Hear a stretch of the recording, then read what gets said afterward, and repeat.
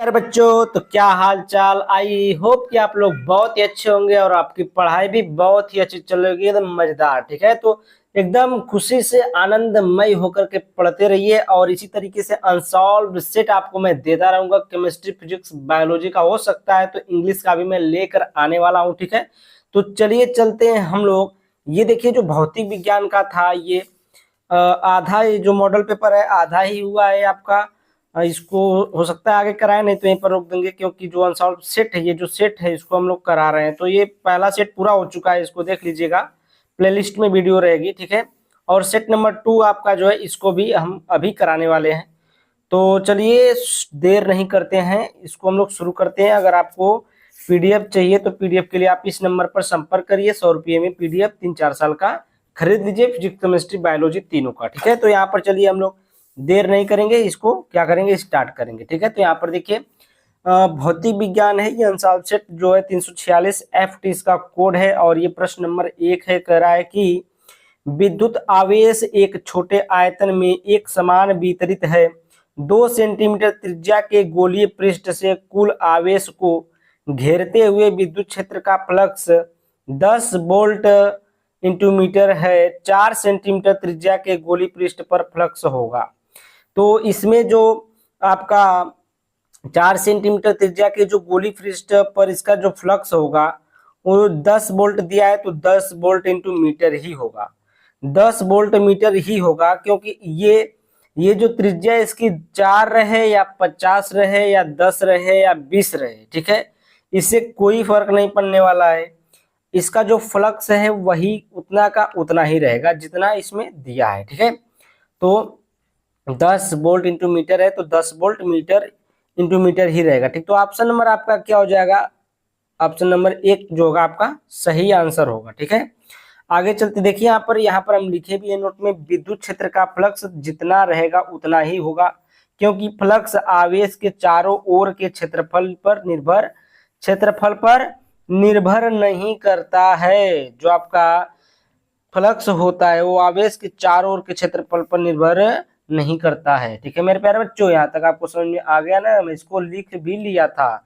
यहाँ पर देखिए, एक गतिशील आवेश उत्पन्न करता है, तो ये गतिशील आवेश कौन उत्पन्न करता है, आप लोग बताएं इसको। ठीक है, इसका आंसर क्या होगा, तो आपका देखिए, ये देखिए एक गतिशील आवेश उत्पन्न करता है, तो इसमें देखिए एक दिया है केवल विद्युत क्षेत्र, केवल चुंबकीय क्षेत्र, विद्युत एवं चुंबकीय क्षेत्र दोनों, उपर्युक्त में से कोई नहीं। तो इसमें आपका सही जवाब हो जाएगा तीसरा वाला ऑप्शन, विद्युत एवं चुंबकीय क्षेत्र दोनों। ठीक है, इसमें क्या हो जाएगा आपका, विद्युत एवं चुंबकीय क्षेत्र दोनों, ये आपका सही आंसर हो जाएगा। उसके बाद हम लोग क्वेश्चन नंबर 3 पर चलते हैं। निर्वात में संचरित होने वाली विद्युत चुंबकीय तरंग E=E0 sine k x minus omega t, B=B0 sine k x minus omega t से प्रदर्शित है, तब होगा इसका चुंबकीय तरंग क्या होगा, विद्युत चुंबकीय तरंग क्या होगा इसका। तो यहाँ पर देखिए आपका, मैं यहाँ पर देखिए एकदम सही तरीके से लिख लिया हूँ। E0 के B0 W, ऑप्शन नंबर 1 है, W नहीं है, इसको ओमेगा बोलते हैं। विद्युत क्षेत्र के आयाम, तो विद्युत क्षेत्र के आयाम का ये जो फार्मूला होता है E0 B0 C, E0 B0 C, तो B0 को इधर लेकर आएंगे तो E0 T अपान B0 हो जाएगा, इक्वल टू C हो जाएगा। C बराबर आपका जो होता है ओमेगा अपान के होता है, क्या होता है, ओमेगा अपान के होता है। अब देखिए यहाँ पर फार्मूला आपका बन जाएगा E0 अपान B0, C की जगह पर ओमेगा अपान के रखेंगे तो ओमेगा अपान के, तो ये हो जाएगा, इसको इधर करेंगे इसको इधर करेंगे तो ये जगह E0 के अपान इक्वल टू B0 ओमेगा। तो यहाँ पर देखिए आप ऑप्शन में कहाँ पर दिया, E0 k equal to B0 omega, तो यहाँ पर देखिए E0 k equal to B0 omega, option number first वाला आपका क्या हो जाएगा, सही जवाब हो जाएगा मेरे प्यारे बच्चों। तो अगर आपको वीडियो थोड़ा सा भी अच्छी लग रही है तो वीडियो को लाइक, चैनल को सब्सक्राइब करके जाइएगा, और थोड़ा सा भी अगर मेरे लिए प्यार है आपके अंदर तो प्यारा सा कमेंट छोड़कर जाइएगा कमेंट बॉक्स में। यहाँ पर देखिए घ वाला है कि 1.2 अपवर्तनांक के पदार्थ से एक उभयोत्तल लेंस बना है जिसकी दोनों सतह उत्तल है। क्या है, दोनों सतह उत्तल है। यदि इसको 1.33 अपवर्तनांक वाले जल में डुबोते हैं तो वह कार्य करेगा, वह कार्य क्या करेगा, एक आभासी लेंस की तरह कार्य करेगा, कि एक अपसारी लेंस की तरह कार्य करेगा, कि एक आयताकार गुटके की तरह कार्य करेगा, कि एक प्रिज्म की तरह कार्य करेगा। किसकी तरह कार्य करेगा, तो आइए देखते हैं, पहले हम लोग इसको हल करते हैं। तो यहाँ पर देखिए आंसर में क्या है यहाँ पर उत्तर हम हल किए हैं। यहाँ पर देखिए दिया है ANG बराबर 1.2। तो यहाँ पर देखिए मैं क्वेश्चन में दिखा दूं आपको कहाँ दिया है। 1.2 जो आपका दिया है पूर्णांक की पदार्थ की एक उभयतल लेंस में जिसकी दोनों सतह पर इसका उत्तल सतह क्या उत्तल है, यदि 1.3 अपूर्णांक वाले जल में डुबोते हैं तो वह कार्य करेगा। तो इसका ANG जो एयर में दिया है, इसका अपूर्णांक जो इसका अपूर्णांक दिया है 1.2 दिया है, और वायु में जो जल का अपूर्णांक दिया है ये आपका 1.33 दिया है। ठीक है, यहाँ तक आपको दिख रहा है। और देखिए यहाँ पर WNG जो आप निकालते हैं पानी में कांच का अपूर्णांक जब निकालेंगे, इसका मान तो दिया नहीं, तो इसी से इसका मान निकलेगा। ठीक है, ANG अपान में ANW, तो जो मान दिया इसको रखेंगे 1.2 अपान में 1.33। देखिए ये जो 1.2 है और जो बट्टे में 1.33 है, ये वाला इससे बड़ा है, ये वाला इससे बड़ा है कि नहीं, बड़ा है ना। जैसे मान लीजिए हम अगर किसी में भाग देते हैं कि अगर कोई ये ऊपर 2 है नीचे 3 है, ऊपर 2 है नीचे 3 है, भाग देते हैं, जब इसका भाग देंगे तो भाग क्या आएगा, दशमलव में आएगा, भाग दशमलव में आएगा ना। तो वो जो भाग आएगा वो 1 से कम में आएगा, कितना आएगा, 1 से कम में आएगा। तो यहाँ पर जो देखिए 1.33 से जब भाग देंगे तो ये 1 से कम आएगा, क्या आएगा, 1 से कम आएगा। तो ये इज ग्रेटर देन क्या है, 1 है, इज ग्रेटर देन 1 है। अब देखिए हम यहाँ से समझ रहे हैं, अब इसको देखिए 1/f1 फोकल जो फोकस लेंस होता है उस पर हम लेंस जो होता है उस पर हम चलते हैं। तो ANG -1 ये फार्मूला आपको पता है, अगले मतलब अगले वीडियो में भी एक क्वेश्चन इस सवाल पर लगा था एक। तो ANG -1 इक्वल टू 1 अपान कोष्टक में 1/R1 - 1/R2, समीकरण नंबर 1 इसको मान लिए। उसके बाद 1/F2 एक मानेंगे WNG के लिए, ठीक ना। तो जब पानी में कांच का अपूर्णांक निकालेंगे तो देखिए यहाँ पर क्या हो जाएगा, WNG -1 बटे में 1/R1 माइनस में 1/R2। ठीक है, तो ये समीकरण नंबर 2 हो गया। समीकरण 1 और समीकरण 2 से जब समीकरण 1 और समीकरण 2 का भाग होगा तो देखिए समीकरण 2 क्या करेगा, समीकरण 1 भाग करेगा समीकरण 2 में। तो 1/F2 समीकरण 2 है और 1/F1 जो है समीकरण 1 है। 1/F2 वाला ऊपर रहेगा, 1/F1 वाला नीचे रहेगा। तो ये हो जाएगा 1/R1 - 1/R2 से ये कट जाएगा, 1/R1 - 1/R2 ये कट जाएगा क्योंकि गुणा में है तो कट जाएगा। ठीक है, और देखिए ये WNG -1 ANG -1 ये बचा है। तो यहाँ पर क्या हो जाएगा, देखिए यहाँ पर देखिए हम वैल्यू निकाले थे, यहाँ पर जब ये माइनस क्यों लिखे अभी बता रहे हैं। यहाँ पर जो आपका वैल्यू निकाले थे, यहाँ पर देखिए वैल्यू निकाले थे कि जब इसको भाग करेंगे तो इसका मान कितना आएगा, 1 से छोटा ही आएगा। कितना आएगा, 1 से छोटा आएगा, यानी कि एक बड़ा होगा उससे छोटा ये इसका मान आएगा। अब 1 से छोटा वो कुछ भी आ सकता है, 0.5 आ सकता है, 0.7 आ सकता है, 0.6 आ सकता है, 0.9 भी आ सकता है, 0.8 भी आ सकता है। अगर हम मान लें यहाँ पर कि इसका वैल्यू 0.5 आ गया, ठीक है, 0.5 आ गया, 0.5 से हम लोग -1 कर दिए, इसका वैल्यू कितना आ गया 0.5। तो 0.5 यहाँ पर रखें, 0.5 जब रखेंगे तो -1 करेंगे, तो जब इसमें से घटाएंगे तो इसकी वैल्यू कितनी आएगी, माइनस में 0.5 बचेगा। कितना बचेगा, घटाना तो आता होगा ना, माइनस में 0.5 बचेगा। अब ये वैल्यू जो आई माइनस में आई कि नहीं आई, जब भी इसका वैल्यू 1 से कम रखेंगे तो माइनस में वैल्यू आएगी, माइनस में आएगी कि नहीं आएगी। हमारे कहने का मतलब ये है कि 0.5 आए चाहे ना आए, जो भी आए वो क्या आएगी, 1 से कम ही आएगी। तो जब उसमें से एक इसमें से घटाएंगे -1 में से, तो जब वैल्यू जो बचेगी माइनस में बचेगी।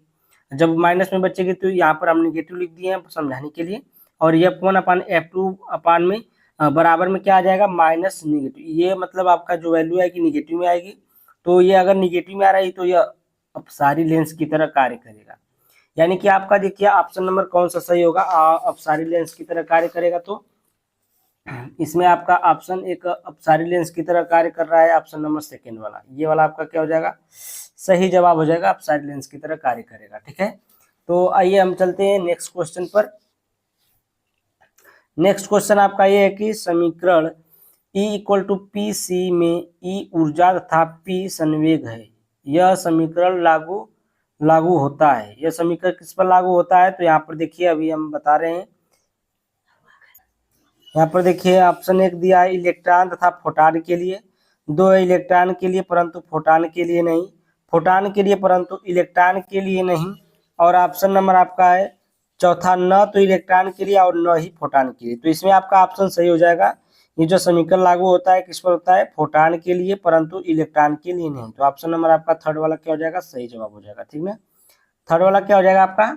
सही जवाब हो जाएगा, फोटॉन के लिए परंतु इलेक्ट्रॉन के लिए नहीं। ऑप्शन क्वेश्चन नंबर आपका 6 देखिए, जो च है, पी एन संधि में विसरण धारा का मान अपवाह धारा से अधिक होता है यदि संधि संयोजित है, तब क्या होगा? तो यहाँ पर देखिए इसका जो मान होगा अग्रदिशिक बायस में होगा। किसमें होगा? अग्रदिशिक बायस में होगा। तो यहाँ पर टिक मार लीजिएगा ऑप्शन नंबर 1 पर। जो हल कराने लायक क्वेश्चन उसको मैं हल भी करा रहा हूँ, और जो ऑप्शन टिक्की है उसको टिक मार करके आपको बता दे रहा हूँ। ठीक है, तो आगे चलते हैं नेक्स्ट क्वेश्चन पर।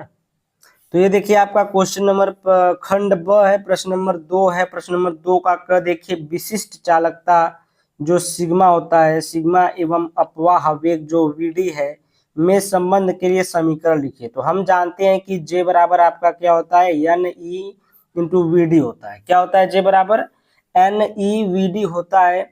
और जे बराबर हम लोग देखिए जे बराबर है सिग्मा ई लिखते हैं। सिग्मा ई क्यों लिखते हैं? कि सिग्मा बराबर एन ई होता है। क्या होता है प्यारे बच्चों? सिग्मा बराबर एन ई होता है। तो सिग्मा बराबर क्या हो जाएगा? ये एन ई हट जाएगा, सिग्मा रख जाएगा, तो सिग्मा जे बराबर क्या हो जाएगा? सिग्मा ई हो जाएगा। समीकरण नंबर 2 मान लीजिए इसको। समीकरण 1 व 2 से अब तुलना कर दीजिए। तो समीकरण 2 जो जे बराबर दोनों है, तो इसके बराबर ये भी है, तो इसके बराबर यहाँ पर रख दे। सिग्मा ई बराबर है एन ई वी डी, तो सिग्मा ई बराबर क्या? एन ई वी डी हो जाएगा। अब वी डी बराबर निकाल देंगे, तो यहाँ पर देखिए वी डी बराबर क्या आ जाएगा? वी डी बराबर निकालेंगे तो ये इधर आएगा, तो सिग्मा ई अपान एन ई, ये क्या आ जाएगा आपका? वी डी बराबर आ जाएगा विशिष्ट चालकता और अपवाह वेग में क्या आ जाएगा? संबंध आ जाएगा। ठीक है, नेक्स्ट क्वेश्चन देखिए यहाँ पर, एम्पियर परिपथ नियम, परिपथीय नियम का उल्लेख कीजिए। एम्पियर परिपथी जो नियम होता है, किसी बंद परिपथ की सीमा के अनुदिश चुंबकीय क्षेत्र बी वेक्टर बी का रेखीय समाकलन पथ द्वारा घिरी नेट धारा आई का म्यू नॉट गुना होता है। क्या होता है? म्यू नॉट गुना होता है। तो यहाँ पर देखिए एक बार और फिर से, किसी बंद परिपथ की सीमा के अनुदिश चुंबकीय क्षेत्र बी वेक्टर बी का रेखीय समाकलन पथ द्वारा घिरी नेट धारा आई का म्यू नॉट गुना होता है। आई का कितना होता है? म्यू नॉट गुना होता है। यहाँ पर देखिए गुना का मतलब ये इंटू में रहेगा, गुणा में रहेगा। तो यहाँ पर देखिए फार्मूला हम लिखे हैं कि ये जो आपका रेखीय समाकलन है यहाँ पर रेखीय समाकलन है, सॉरी थोड़ा सा खांसी आ गई। यहाँ पर b vector b into dot है vector d l, vector d l equal to देखिए म्यू नॉट इंटू आई। ठीक ना, तो ये किसका गुना होता है? आई का म्यू नॉट गुना होता है। तो यहाँ पर ये फार्मूला आप लोग लिख लीजिएगा और ये परिभाषा थी। ठीक है, अब देखिए प्रश्न नंबर आते हैं ग पर। तो क्वेश्चन नंबर देखिए ग बहुत ही शानदार है। ये क्वेश्चन हमेशा पूछ सकता है और ये बहुत ही इजी क्वेश्चन है। देखिए 1 किलो वाट घंटा या हावर का मान जूल में निकालिए। 1 किलोवाट घंटा का मान किसमें निकालना है? जूल में। तो देखिए यहाँ पर हम कैसे निकालेंगे? तो 1 किलो वाट घंटा, तो यहाँ पर देखिए 1000 वाट जूल। 1 किलो बराबर कितना होता है? 1000 वाट जूल होता है। अब इसको हम लोग जब सेकेंड में चेंज करेंगे, जो आपका घंटा है उसको हम सेकेंड में चेंज करेंगे। ये देखिए जो आपका किलो वाट है इसको 1000 वाट जूल में चेंज किया। अब इसको हम लोग जो आपका घंटा है इसको सेकेंड में जब चेंज करते हैं, तो ये देखिए इसके आप डब्ल्यू भी लिख सकते हैं, जो आपका वाट होता है इसको भी लिख सकते हैं, पावर जो होता है, और यहाँ पर जो आप जे अपान सेकेंड भी लिख सकते हैं। अब हम इसको सेकेंड में चेंज करेंगे, तो जो 1 घंटा होता है, 1 घंटा में कितना मिनट होता है? 60 मिनट होता है। और सेकेंड कितना होता है? 60 सेकेंड होता है। तो 60 गुणे 60 यानी कि घंटा में 1 घंटा में 60 मिनट गुणे और 1 मिनट में 60 सेकेंड। तो 60 गुणे 60 कर दिए, सेकेंड हो गया, सेकेंड से सेकेंड कट जाएगा। और देखिए ये आपका, देखिए ये P बराबर होता है W/T या J बटे S, यानी कि ये देखिए J बटे S लिखे हैं, ठीक ना, यानी कि जूल बटे प्रति सेकेंड। अब देखिए यहाँ पर जो आप गुणा करेंगे 1000 ये बचा, और 60 गुणे 60 करेंगे तो 3600 आएगा, 3600 आया, और 1 2 3 जीरो इसमें, 1 2 5 जीरो हो गया तो 10, 36 गुणे 1 36 हो गया, और 1 2 3 4 5 गुणे 10 की पावर 5 आ गया। कितना आ गया? 10 की पावर 5, और 10 की पावर 6 कर देंगे तो ये जूल में। देखिए एक ये इसको हम लोग किस में लिख लेंगे? वैज्ञानिक रूप में लिख लेंगे। तो 3 दशमलव यहाँ पर दशमलव लगा देंगे, 3.6 गुणे 10 की पावर 6 जूल, ये आपका आ गया जूल में, ठीक ना, जूल में निकालना था, जूल में आपका आ गया आंसर। तो 1 किलोवाट घंटा बराबर कितना होता है? 3.6 गुणे 10 की पावर 6 जूल होता है, ठीक है। आगे नेक्स्ट क्वेश्चन है, देखिए नेक्स्ट क्वेश्चन है, कह रहा है कि स्वप्रेरकत्व का बीमीय समीकरण लिखिए। क्या लिखना है? बीमीय समीकरण। तो आप लोग जानते हैं जो स्वप्रेरकत्व L बराबर होता है E upon D I, E अपान क्या होता है? D I upon D T, D I upon D T एक में, और E जो है अलग है, ठीक है। तो D I upon D T होता है ई बटे में। तो E क्या है? आपका विद्युत वाहक बल है, और जो डी आई धारा है, और T क्या है? समय, ठीक ना, डी टी क्या है? समय। तो हम लोग नेक्स्ट चलते हैं आगे। तो यहाँ पर क्या हो जाएगा आपका? E बराबर वोल्ट, यानी कि E का जो मात्रक होता है वोल्ट होता है, और जो V बराबर हम लोग निकालेंगे E W अपान Q से निकालते हैं, तो जो W होता है, जो इसका मात्रक होता है F, इसके बराबर होता है Fs होता है, यानी कि न्यूटन पर सेकेंड, न्यूटन इंटू सेकेंड होता है, ठीक है, न्यूटन इंटू सेकेंड, और अपान में ये Q है। और जब इसका हम लोग मात्रा बीमा निकालेंगे तो F जो होता है, F का जो बीमा होगा ML T होगा, T के पावर -2 इंटू में जो S होगा उसका L होता है, ठीक ना, S जो होता है उसका क्या होता है? L होता है। और उसके बाद देखिए जो नीचे Q दिया है, Q का जो आपका बीमा होता है AT होता है, Q का बीमा क्या होता है? AT होता है। AT को ऊपर लेकर जाएंगे तो -A हो जाएगा, माइनस ये -2 था तो ये -1 होगा, तो एक माइनस और जुड़ जाएगा तो -3 हो जाएगा, तीनों मिल जाएगा तो -3 हो जाएगा, ये इसकी बीमा हो गई, ठीक ना। E किसका बीमा है? ये EMF लिखे, EMF रहेगा, ठीक ना, EMF रहेगा, EMF का क्या? ये इसकी बीमा हो गई। उसके बाद देखिए L का भी बीमा निकालना है हमें, तो इस देखिए क्या करेंगे हम लोग, आपका ये जो आपका ये मान आया है, उसको मान को वहां पर रखेंगे, E के जगह पर ये मान रखेंगे, E के जगह पर रखेंगे, तो यहाँ पर जो D I upon D T था, तो T ऊपर जाएगा यहाँ पर घूम करके, तो T ऊपर, डी टी जो है ऊपर आ गया, और डी आई जो है नीचे हो गया, ठीक है। तो डी टी का जो मात्रक होता है T, यानी कि टाइम होता है, ये टाइम मतलब ये +1 होगा, यानी कि +1 तो लिखते नहीं, समझाने के लिए लिख दिए हैं। तो यहाँ +1 और +-3 मिलकर क्या हो जाएगा? 2 ही बचेगा, यानी कि 3 में से एक घटेगा तो ये क्या बचेगा? -2 बचेगा। और नीचे का A है, इसमें आई होता है, एम्पियर होता है, A होता है इसका, तो A ऊपर जाएगा तो -1 हो जाएगा। क्या हो जाएगा? -1 हो जाएगा, तो -1 मिलकर क्या हो जाएगा? -2 हो जाएगा। तो यहाँ पर देखिए -2 हो गया। तो L इक्वल टू क्या हो जाएगा? आपका बीमा क्या हो जाएगा? स्वप्रेरकत्व का बीमा क्या हो जाएगा? ML² T-2 और A के पावर -2 हो जाएगी, ये इसकी बीमा हो जाएगी मेरे प्यारे स्टूडेंट। तो यहाँ पर बहुत ही अच्छी तरीके से हम समझाएं, और आप लोगों को अच्छी तरीके से समझ में आ भी गया होगा। तो यहाँ पर देखिए क्वेश्चन नंबर अंगा वाला है। अंगा वाला देखिए क्या है? हाइड्रोजन परमाणु की आयनन ऊर्जा 13.13 मतलब 13 इलेक्ट्रॉन वोल्ट है। इसके इलेक्ट्रॉन जो है n बराबर कितना दिया है? 2। अवस्था में आयनन ऊर्जा क्या होगी? तो अवस्था में आयनन ऊर्जा के लिए फार्मूला हम लोग लिखते हैं En equal to -13.6 n square. तो n के जगह पर यही n की संख्या रखना है, और ये तो दिया है 13.6, ठीक है। तो यहाँ पर देखिए, यहाँ पर n बराबर 2 रखेंगे तो यहाँ पर E2 हो जाएगा। क्या हो जाएगा? E2 हो जाएगा। और माइनस का 13.6 बटे में n स्क्वायर है, तो 2 का स्क्वायर होगा, तो हो जाएगा 4। अब इसको हम कटेंगे, अब इसको हम लोग काट देंगे, तो ये हो जाएगा 4 तिहाई 12, 3.1, और यहाँ पर 16, 4 चौको 16, तो 3.6 आपका आ जाएगा, ठीक है। तो E2 बराबर कितना है? 3.4 इलेक्ट्रॉन वोल्ट आ जाएगा। E2 बराबर 3.4 इलेक्ट्रॉन वोल्ट, क्योंकि यहाँ से काटेंगे, देखिए 4 तिहाई 12, 1 बचा, ये 6 हो गया, तो ये 16 हो जाएगा, 4 चौको 16, एक अंक पर दशमलव है तो एक अंक दशमलव लगा देंगे, 3.4 इलेक्ट्रॉन वोल्ट आपका ये आंसर हो जाएगा। बहुत आसान था, एकदम इजी। और यहाँ पर देखिए एक तरंग के तरंगाग्र की परिभाषा दीजिए। तरंग के तरंगाग्र की क्या करना है, परिभाषा देना है। तो तरंगाग्र हम लिख लिए, देखिए, किसी माध्यम में किसी क्षण खींचा गया ऐसा काल्पनिक पृष्ठ जिसमें स्थित सभी कण कंपन की समान कला में हो, तरंगाग्र कहलाता है। तरंगाग्र समतल, गोली तथा बेलनाकार होता है। जो तरंगाग्र होता है वो कैसा होता है, समतल होता है, गोली होता है, और कैसा होता है, बेलनाकार होता है। ठीक है, तो किसी माध्यम में किसी क्षण खींचा गया ऐसा काल्पनिक पृष्ठ जिसमें स्थित सभी कण कंपन की समान कला में हो, तरंगाग्र कहलाते हैं। ठीक ना, जो कंपन कर रहे हैं यानी कि जो हननाते हैं या कंपन करते हैं, हिलते हैं, ठीक ना, वो क्या हो, समान कला में हूँ। ठीक है, समान हूँ, तो उसमें आपका तरंगाग्र समतल होगा, गोली तथा बेलनाकार होता है। जो आपका तरंगाग्र समतल, गोली तथा बेलनाकार तीनों अवस्था में हो सकता है। ठीक है, नेक्स्ट क्वेश्चन पर चले। ठीक है, चलते हैं। अब देखिए, ये आपका क्वेश्चन नंबर है, खंड स है, प्रश्न नंबर 3। खंड स है, प्रश्न नंबर 3 का क्वेश्चन है, कह रहा है कि दिए गए परिपथ में 10 ओम वाले प्रतिरोधक में प्रवाहित धारा का मान ज्ञात कीजिए जबकि स्विच एस जो है खुला हो तथा बंद हो।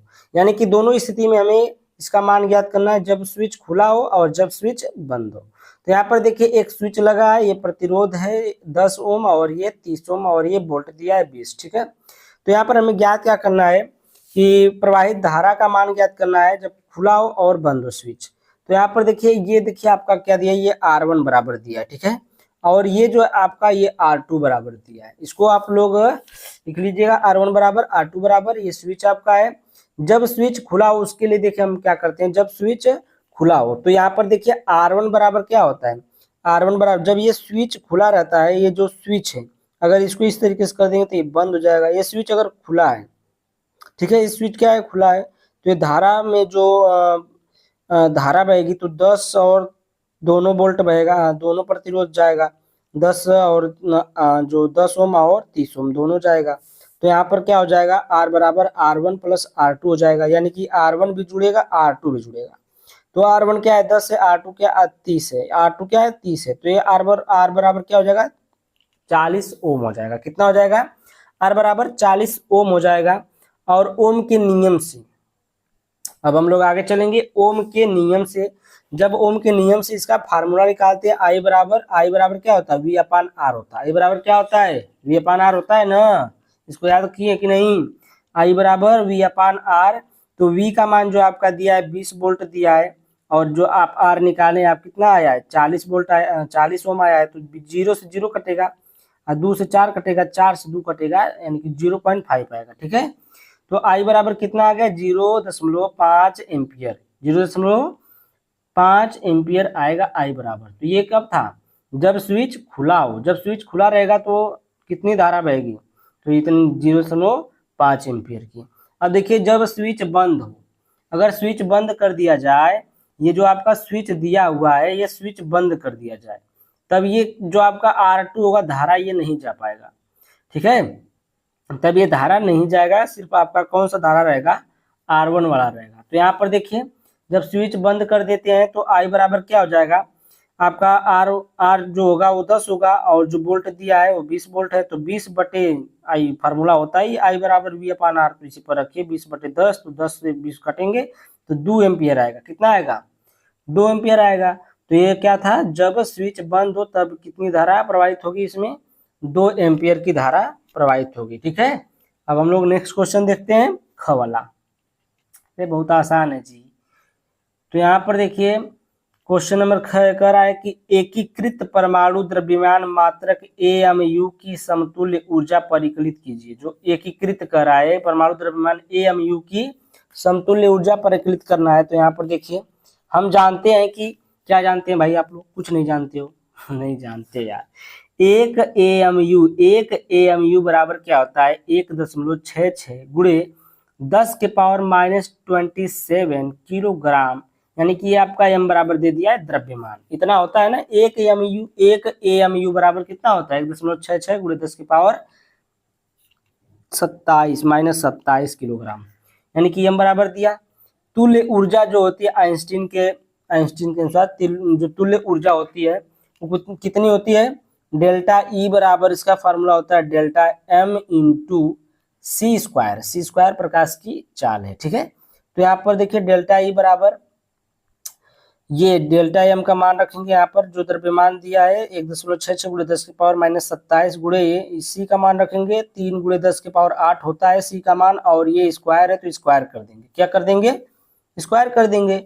उसके बाद यहाँ पर डेल्टा ई बराबर आपका हो जाएगा 1.66 गुणे 10 की पावर माइनस 27 गुणे 9 गुणे 10 की पावर 16। क्या है? 9 गुणे 10 की पावर, क्योंकि इसका स्क्वायर करेंगे तो 3 तरीके 9 होगा, और जो 10 की पावर 8 है 8 गुना के 16 हो जाएगा इसका स्क्वायर, ठीक है। 6864 नहीं होगा स्क्वायर, इसका 8 गुना के 16 होता है। जब पावर में रहता है तो खाली गुणा हो जाता है 2 बार, ठीक है। तो 8 गुना के 16 हो जाएगा। यहाँ तक समझ में आई बात? यहाँ तक अगर समझ में आई है तो आप लोग बहुत बहुत समझदार हैं, ठीक है। तो यहाँ पर अगर समझ में आ गई तो आगे चलते हैं। तो यहाँ पर देखिए जब इसका मल्टीप्लाई करते हैं तो 9 चौको 9 छक्का 54 के 4, 9 छक्का 54 के 4, हाथ में आया 5, 9 छक्का 54, 54 और जो आपका हाथ में आया था 5 हो जाएगा 59, और 9 एक कम 9 जो बचा 5, 9 5 14। तो यहाँ पर 2 अंक पर दशमलव, तो 1 2 अंक पर दशमलव लग जाएगा। गुणे में जो आपका आएगा 10 के पावर माइनस 11 आएगा, क्योंकि यहाँ पर 27 है, माइनस का 27 में से 16 घटाएगा तो माइनस 11 बच जाएगा। चूंकि हम लोग 1 इलेक्ट्रॉन वोल्ट बराबर कितना लिखते हैं 1.6 गुणे 10 की पावर माइनस 19 जो आपका है जूल लिखते हैं, ठीक है। 1.6 गुणे 10 की पावर माइनस 19 से जूल लिखते हैं। कितना बराबर? 1 इलेक्ट्रॉन वोल्ट बराबर। अब देखिए 1 इलेक्ट्रॉन वोल्ट बराबर कितना होता है, तो 1 जूल बराबर कितना होगा? तो जूल जब निकालेंगे तो इसको इधर कर देंगे, भाग में आ जाएगा तो 1 जूल बराबर आ जाएगा, ठीक है। तो ये इधर भाग करेगा तो 1/1.6 गुणे 10 की पावर माइनस 19 1 इलेक्ट्रॉन वोल्ट होता है 1 जूल बराबर, ठीक ना। ये बात समझ में आई यहाँ तक ना? अब आगे चलते हैं। डेल्टा ई बराबर आपका है, डेल्टा ई बराबर इतना दिया है, इसको हम लोग जूल में चेंज इलेक्ट्रॉन वोल्ट में चेंज करेंगे तो 1 अपान इसका मान रखेंगे 1.6 गुणे 10 की पावर माइनस 19, और 10 के पावर माइनस 19 ऊपर जाएगा तो ये क्या हो जाएगा? देखिए ये आपका हो जाएगा 14.94 गुणे 10 की पावर माइनस 11, और गुणे 10 के पावर ये 19 हो जाएगा। माइनस है तो ऊपर जाएगा प्लस हो जाएगा, अब प्लस रहता तो ऊपर जाता तो माइनस हो जाता, प्लस चिन्ह बदल जाता है, और ये 1.6 नीचे हो जाएगा, ठीक है। 1.6 नीचे हो जाएगा। अब हम आगे चलते हैं, नेक्स्ट पेज पर लिखे हैं। तो यहाँ पर देखिए यहाँ पर क्या हो जाएगा 1.6, ये यहाँ पर 0 हम लगा सकते हैं अपने मन से, दशमलव के बाद 0 लगाइए हटाइए, कोई दिक्कत नहीं है। और जो उसमें से हम लोग घटाएंगे तो आएगा 10 की पावर 8 इलेक्ट्रॉन वोल्ट। जब हमें 10 की पावर 19 में से घटाएंगे 10 की पावर माइनस 11 तो ये कितना बचेगा? 8 बचेगा ना 10 की पावर।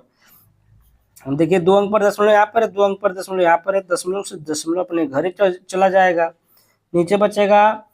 अब यहाँ पर 10 इसको लिख लिए, 10 गुणे 16 लिखिए चाहे 160 लिखिए, बात एक ही। अब इसमें से जब हम भाग देंगे इसमें तो ये कितना बचेगा? 16 9 144, कितना? 16 9 144, अरे वही 44, 16 9 144, और यहाँ पर जो बचेगा 16 3 48 दशमलव 16 3 48, ये इतना आ जाएगा, कितना आ जाएगा? 93.3 गुणे, और बटे में ये 10 बचा, ये गुणे 10 की पावर 8 इलेक्ट्रॉन वोल्ट, और ये जब 10 से और भाग देंगे तो ये अंक इधर आएगा, अंक एक अंक और घटक दशमलव एक अंक और घट जाएगा, यानी कि बढ़ जाएगा इधर, ठीक है। तो 9.33 गुणे 10 की पावर 8 इलेक्ट्रॉन वोल्ट इतना आया। आगे चलते हैं हम लोग। तो यहाँ पर देखिए अब हम लोग इसको क्या करेंगे? मेगा इलेक्ट्रॉन में चेंज करेंगे। मेगा इलेक्ट्रॉन वोल्ट, मेगा का मतलब देखिए क्या होता है। आप लोग मिलियन का नाम सुने? मिलियन, मिलियन का नाम क्या होता है? जैसे जब हम लोग मेगा में चेंज करेंगे इसको ना तो इसका गुणा करेंगे, तो देखिए मिलियन में कितना जीरो होता है? 1 2 3 4 5 6, इकाई दहाई सैकड़ा हजार 10,000 लाख 10 लाख, 1 मिलियन में 10 लाख। तो 10 लाख में कितना जीरो? 1 2 3 4 5 6 जीरो, 6 जीरो, यानी कि 10 के पावर 6 लिख सकते हैं। जब तक ये 10 के पावर 6 नहीं होगा तब तक ये मेगा इलेक्ट्रॉन में बदलेगा नहीं। 10 के पावर 6 का मतलब ही मेगा इलेक्ट्रॉन होता है, यानी कि ये मिलियन से ही मेगा इलेक्ट्रॉन बना, ठीक है। तो यहाँ पर देखिए जब यहाँ पर हम लोग गुणा कर देंगे, किससे गुणा कर देंगे? 1000 से, तो इसमें से 1000 निकाल के गुणा कर देंगे 3 जीरो से, 10 के पावर 3 से, 10 के पावर 3 यानी कि 1000 से नीचे गुणा 1000 से ऊपर गुणा, 1000 से नीचे उड़ा, 1000 से ऊपर उड़ा, तो ये दशमलव हट जाएगा, ये दशमलव हट जाएगा और ये क्या हो जाएगा 1000 हो जाएगा, और 1000 के 10 के पावर 3 हो जाएगा। 10 के पावर 3 जब ऊपर जाएगा तो माइनस में रहेगा, अब माइनस में जाएगा तो इसको घटाएगा, ये प्लस में वो माइनस में है तो ये घटेगा ना।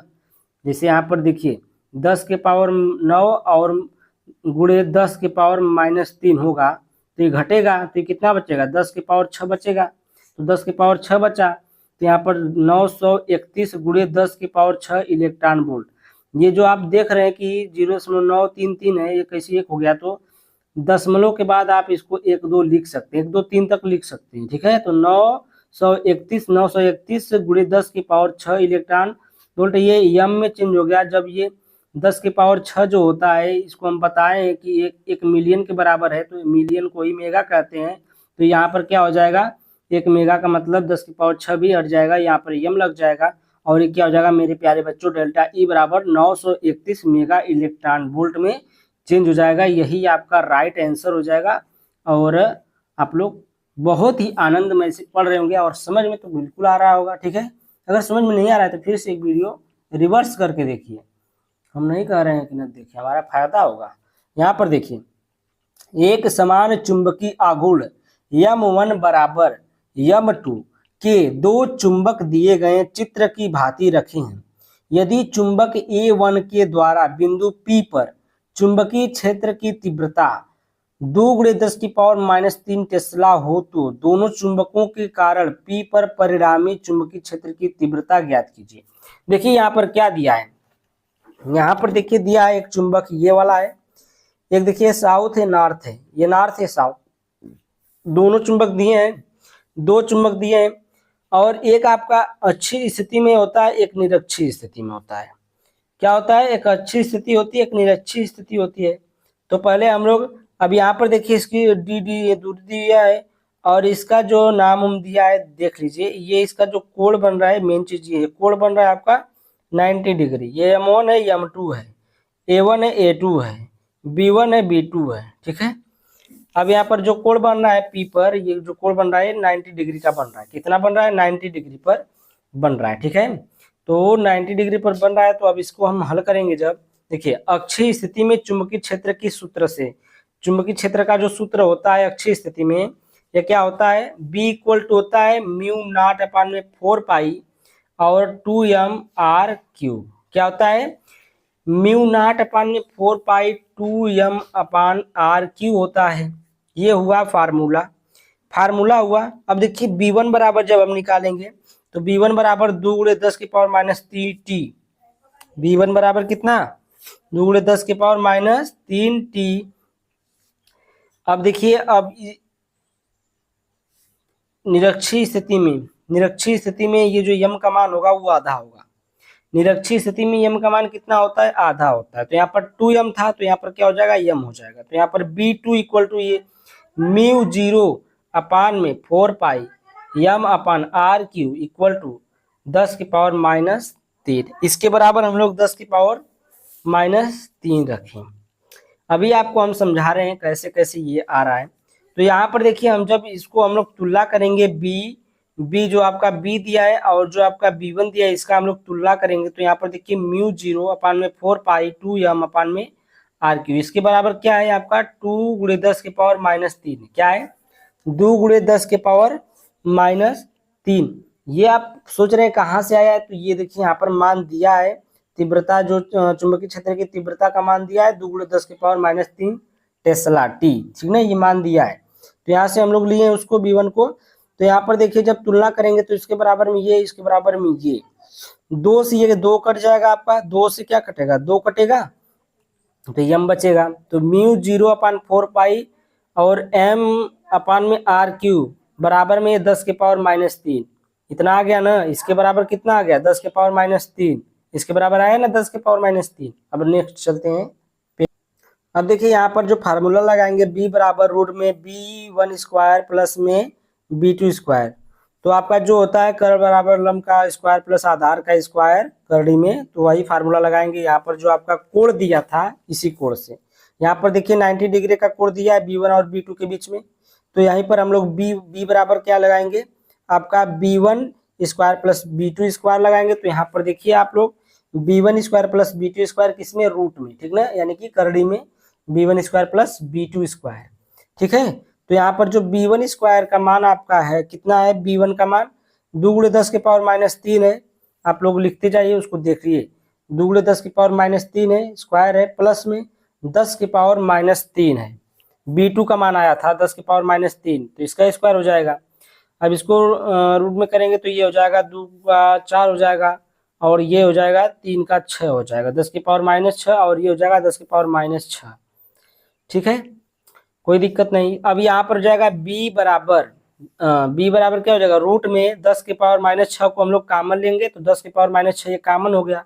जब 10 की पावर -6 को कॉमन लेंगे तो 4 बचा और 1 बचा इधर, तो 4 प्लस 1 क्या हो जाएगा, 5 हो जाएगा। जब ये 10 की पावर -6 रूट में से बाहर आएगा तो इसका आधा संख्या बचेगी, तो b बराबर 10 की पावर -3 बाहर आ गया और रूट में 5 आपका करड़ी में बच गया, ये टेस्ला। तो आपका जो आपका चुंबकीय क्षेत्र आ गया, तीव्रता जो आई है b बराबर 10 की पावर -3 रूट में 5, ये टेस्ला में आ गया, ठीक है। तो यहाँ तक आपको पूरा ही समझ में आया होगा, इसमें कोई दिक्कत नहीं हुई होगी। अब इसमें का नेक्स्ट क्वेश्चन हम लोग देखते हैं। तो ये आपका नेक्स्ट क्वेश्चन है, ठीक है, यानी कि हो सकता है तो इस वीडियो का आखिरी क्वेश्चन हो, अगला जो वीडियो बनेगा उसमें आपका प्रश्न नंबर 4 से रहेगा। तो यहाँ पर देखिए, सिलिकॉन पीएन संधि डायोड में 20 वोल्ट का अग्र विभव लगाने पर उत्पन्न अग्र धारा 10 मेगा एम्पियर हो तो इसका अग्र प्रतिरोध परिकलित कीजिए। इसका अग्र प्रतिरोध क्या करना है, परिकलित करना है। तो यहाँ पर देखिए आपका आएगा सिलिकॉन SI सिलिकॉन का जो होता है प्रतीक होता है, पीएन संधि डायोड में विभव प्राचीर जो है 0.3 वोल्ट होता है। कितना होता है, जो विभव प्राचीर होता है पीएन संधि में कितना होता है, 0.3 वोल्ट होता है। इसलिए मैं लिख लिया हूँ सब, ये आपको PDF दूं तो आपको कोई दिक्कत ना हो। नेट विभव जो होता है इसका, नेट विभव जब निकालेंगे 20 माइनस 0.3 करेंगे तो कितना बचेगा, 19.7 वोल्ट बचेगा। कितना बचेगा, 19.7 वोल्ट नेट विभव। यही जो आपका संधि डायोड दिया है 20 वोल्ट आपका दिया है, उसी में से विभव प्राचीर को क्या करेंगे, घटा देंगे। तो यहाँ पर 20 में से 0.3 घटेगा तो 19.7 वोल्ट बचेगा। अग्र प्रतिरोध के लिए फार्मूला है नेट विभव अपान में अग्र धारा। नेट विभव आपका कितना आया, 19.7 आया। अग्र धारा कितना दिया है, 10 एम्पियर। तो यहाँ पर 10 गुणे 10 की पावर -3 आ गया, मीटर है, 10 गुणे 10 की पावर 3 माइनस में आ गया, तो ये 10 मीटर एम्पियर दिया था, मीटर ए जो भी है एम्पियर हो। यहाँ पर देखिए 10 गुणे 10 की पावर -3 हो जाएगा, क्योंकि ये मीटर में था तो इसको चेंज करेंगे तो ये हो जाएगा 10 की पावर -3 एम्पियर। अब यहाँ पर जो मान आएगा यहाँ से ये ऊपर जाएगा तो ये हो जाएगा प्लस में, और 10 बचा है तो 10 से एक बार और भाग करेंगे तो 1 दशमलव इधर घुसक जाएगा, तो 1.97 गुणे 10 की पावर 3 ओम आ जाएगा। एम्पियर का जो मात्रक होता है क्या होता है, ओम होता है। तो 1.97 गुणे 10 की पावर 3 ओम ये प्रतिरोध का मात्रक होता है, ओम। तो यहाँ पर क्या हो जाएगा, अब ये जो दशमलव में दिया है 1.97 तो 9 है, तो यहाँ पर 7 है, और इसको हम लोग चेंज भी कर सकते हैं। लगभग में ये किसके आ जाएगा, तो अप्रोक्सीमेटली में हम लोग इसको लिख सकते हैं 2 गुणे 10 की पावर 3 ओम। तो अप्रोक्सीमेटली हम लोग लिख सकते हैं 2 गुणे 10 की पावर 3 ओम, ठीक ना। इस नंबर को संपर्क करिए 74600, ठीक ना। क्या नंबर है मेरा, देखिए यहाँ पर लिखा हुआ है, यहाँ पर देखिए 74600122763, ठीक ना। इस नंबर पर आप लोग कांटेक्ट करिए और 100 रुपीज में आप लोग को सभी PDF मिल जाएंगे 3-3, 4-4 ईयर के। तो आइए हम लोग देर न करते हुए प्रश्न नंबर को स्टार्ट करते हैं। प्रश्न नंबर 4 का क, तो यहाँ पर हम लोग लिख लिए क्वेश्चन को। तो देखिए यहाँ पर क्या है, प्रश्न नंबर 4 का क, एक समान विद्युत क्षेत्र में रखे वैद्युत द्विध्रुव पर लगने वाले बल आघूर्ण का व्यंजक प्राप्त कीजिए, ठीक ना। क्या करना है आपको, वैद्युत द्विध्रुव पर लगने वाले बल आघूर्ण का व्यंजक प्राप्त करना है। तो यहाँ पर देखिए एक फिगर मैं बनाया हूं यहाँ पर जो इसका व्यंजक प्राप्त करने में मदद करेगा। तो यहाँ पर देखिए सबसे पहले आप लोगों को ऐसे ऐसे बना लेना है फिगर को, और यहाँ पर जो आपका ये 2l जो इसकी दूरी होती है 2l होती है, और जो इस पर जो कोण बनता है मेरे प्यारे बच्चों कितना बनता है, कितना डिग्री का, 90 अंश का बनता है। कितना डिग्री का बनता है, 90 डिग्री का बनता है। और इसका जो नाम रखना है, इसका ए रख लेंगे, इसका बी रख लेंगे, इसका एम रख लेंगे। यहाँ पर सी भी रख सकते हैं लेकिन यहाँ पर एम रखेंगे, ठीक है। यहाँ पर देखिए इसका जो आवेश है, इस पर जो आवेश लगा हुआ है प्लस का क्यू है, और इसका जो एफ बराबर है क्यू ई है, ठीक ना। यहाँ पर भी देखिए एफ बराबर क्यू ई, और जो कोण आपका है थीटा है जो कि 90 डिग्री सेल्सियस पर। ये आपको बना लेना है इस तरीके से, और इसके बारे में कुछ लिख लेना है। यहाँ पर देखिए, माना एक वैद्युत द्विध्रुव ई तीव्रता के क्षेत्र की दिशा में स्थित रखा है, इन पर क्यू ई मात्रा के बल आरोपित है। जो इस पर बल लग रहा है, किसका लग रहा है, क्यू और ई के मात्रा का बल आरोपित है, ठीक ना। अब हम लोग चलते हैं आगे थोड़ा सा। तो यहाँ पर देखिए हम लिखे हैं, यदि बल आघूर्ण ताऊ हो तो, ताऊ क्या होता है, बल आघूर्ण होता है ताऊ, ठीक ना। तो ताऊ बराबर क्या होता है, ताऊ बराबर बड़े चाचा, यानी कि यहाँ पर देखिए बड़े चाचा नहीं, यहाँ पर ताऊ बराबर क्या होगा, बल गुणे बलों के बीच लंबवत दूरी, ठीक है। तो ताऊ बराबर क्या होगा, यहाँ पर बल गुणे बलों के बीच लंबवत दूरी। अब यहाँ पर देखिए साइन थीटा बराबर आप लोग जानते हैं कि लंब बटा कर्ण होता है। क्या होता है, लंब बटा कर्ण। जैसा कि यहाँ पर मैं आपको दिखा दूं, यहाँ पर देखिए, यहाँ पर ये जो थीटा बन रहा है, अब इसका अगर हम लोग साइन थीटा निकालेंगे तो क्या आएगा, ये आएगा लंब और ये आएगा कर्ण, ठीक ना। ये आएगा लंब और ये आएगा कर्ण, तो ये होता है लंब बटे कर्ण। लंब क्या है, ए एम है, और जो कर्ण है आपका क्या है, ए और बी है, ठीक है। क्या है कर्ण, ए बी, और इसकी दूरी देखिए 2l दिया है। कितना इसका दूरी दिया है, 2l, और इसका मान आपको निकालना है, ठीक ना। तो जिसका मान निकालना रहता है उसको हम लोग क्या करते हैं, उसको हम लोग ऊपर रखते हैं। तो यहाँ पर देखिए ए एम बटे में ए बी, और यहाँ पर देखिए बराबर में साइन थीटा, तो ए एम का मान निकालना है, और ए बी का मान कितना दिया था, 2l दिया था, बराबर में ये कितना हो गया, साइन थीटा हो गया। अब देखिए 2l को हम लोग इधर भेज देंगे तो ये क्या हो जाएगा, ए एम बराबर 2l साइन थीटा। जैसा कि आप लोग जानते हैं कि ताऊ बराबर होता है बल, यहाँ पर देखिए ताऊ बराबर क्या होता है, बल गुणे बलों के बीच लंबवत दूरी होता है ना। तो आप देखिए ये आपका मान इसी पर रखेंगे। ये देखिए ताऊ बराबर क्या है, एफ गुणे ए एम क्या है, बलों के बीच लंबवत दूरी है, जो कितना है, ए एम है। ए एम का मान कितना आया, 2l साइन थीटा आया। कितना आया, 2l साइन थीटा। तो 2l साइन थीटा रख देंगे। और देखिए एफ जो है, एफ बराबर क्या होता है आपका, क्यू इंटू ई होता है, वहीं पर रखे थे, एफ बराबर क्यू इंटू ई, ठीक है। अब यहाँ पर हम लोग चलेंगे, देखिए ई ताऊ बराबर क्या हो जाएगा, ई, इसको इधर उधर कर लिए तो ई यहाँ पर आ गया, ई साइन थीटा, और यहाँ पर इंटू में क्यू इंटू 2l। ये क्यों किए हैं, इसीलिए किए हैं। देखिए विद्युत द्विध्रुव आघूर्ण P बराबर क्या होता है, Q इंटू 2l होता है। तो इसकी जगह पर हम लोग क्या रखेंगे, 2l रखेंगे। तो यहाँ पर देखिए हम लोग क्या रख दिए, Q इंटू 2l के जगह पर E साइन थीटा इंटू में P रख दिए। यहाँ पर समझ में आया आपको इतना, आई होप कि आप लोग को बहुत ही अच्छा से समझ में आ रहा होगा। तो यहाँ पर देखिए ताऊ बराबर क्या आ जाएगा, P को हम लोग आगे लेकर आएंगे तो P E साइन थीटा, ताऊ बराबर क्या आ जाएगा, P E साइन थीटा। तो ये आपका बल आघूर्ण निकल गया, ठीक है। अब इसको अगर वेक्टर रूप में लिखना है तो वेक्टर रूप में आप लिख सकते हैं, vector tau equal to vector P into vector E के रूप में इसको हम लोग लिख सकते हैं, ठीक ना। साइन थीटा वेक्टर के रूप में नहीं लिखाता है, ठीक है। तो यहाँ तक आपको ये सिद्ध करना था, ये हो गया। अब हम लोग चलते हैं नेक्स्ट क्वेश्चन पर, क्वेश्चन नंबर ख वाले पर। प्रश्न नंबर 4 का ख है, 12 सेंटीमीटर त्रिज्या के धारावाही वृत्ताकार कुंडली के केंद्र में उत्पन्न चुंबकीय क्षेत्र B की तीव्रता 0.5 गुणे 10 की पावर -4 दिया है, ठीक है। तो यहाँ पर टेस्ला में दिया है ये मान 0.5 गुणे 10 की पावर -4 टेस्ला, ठीक ना। कुंडली के तल के लंबवत ऊपर की ओर है।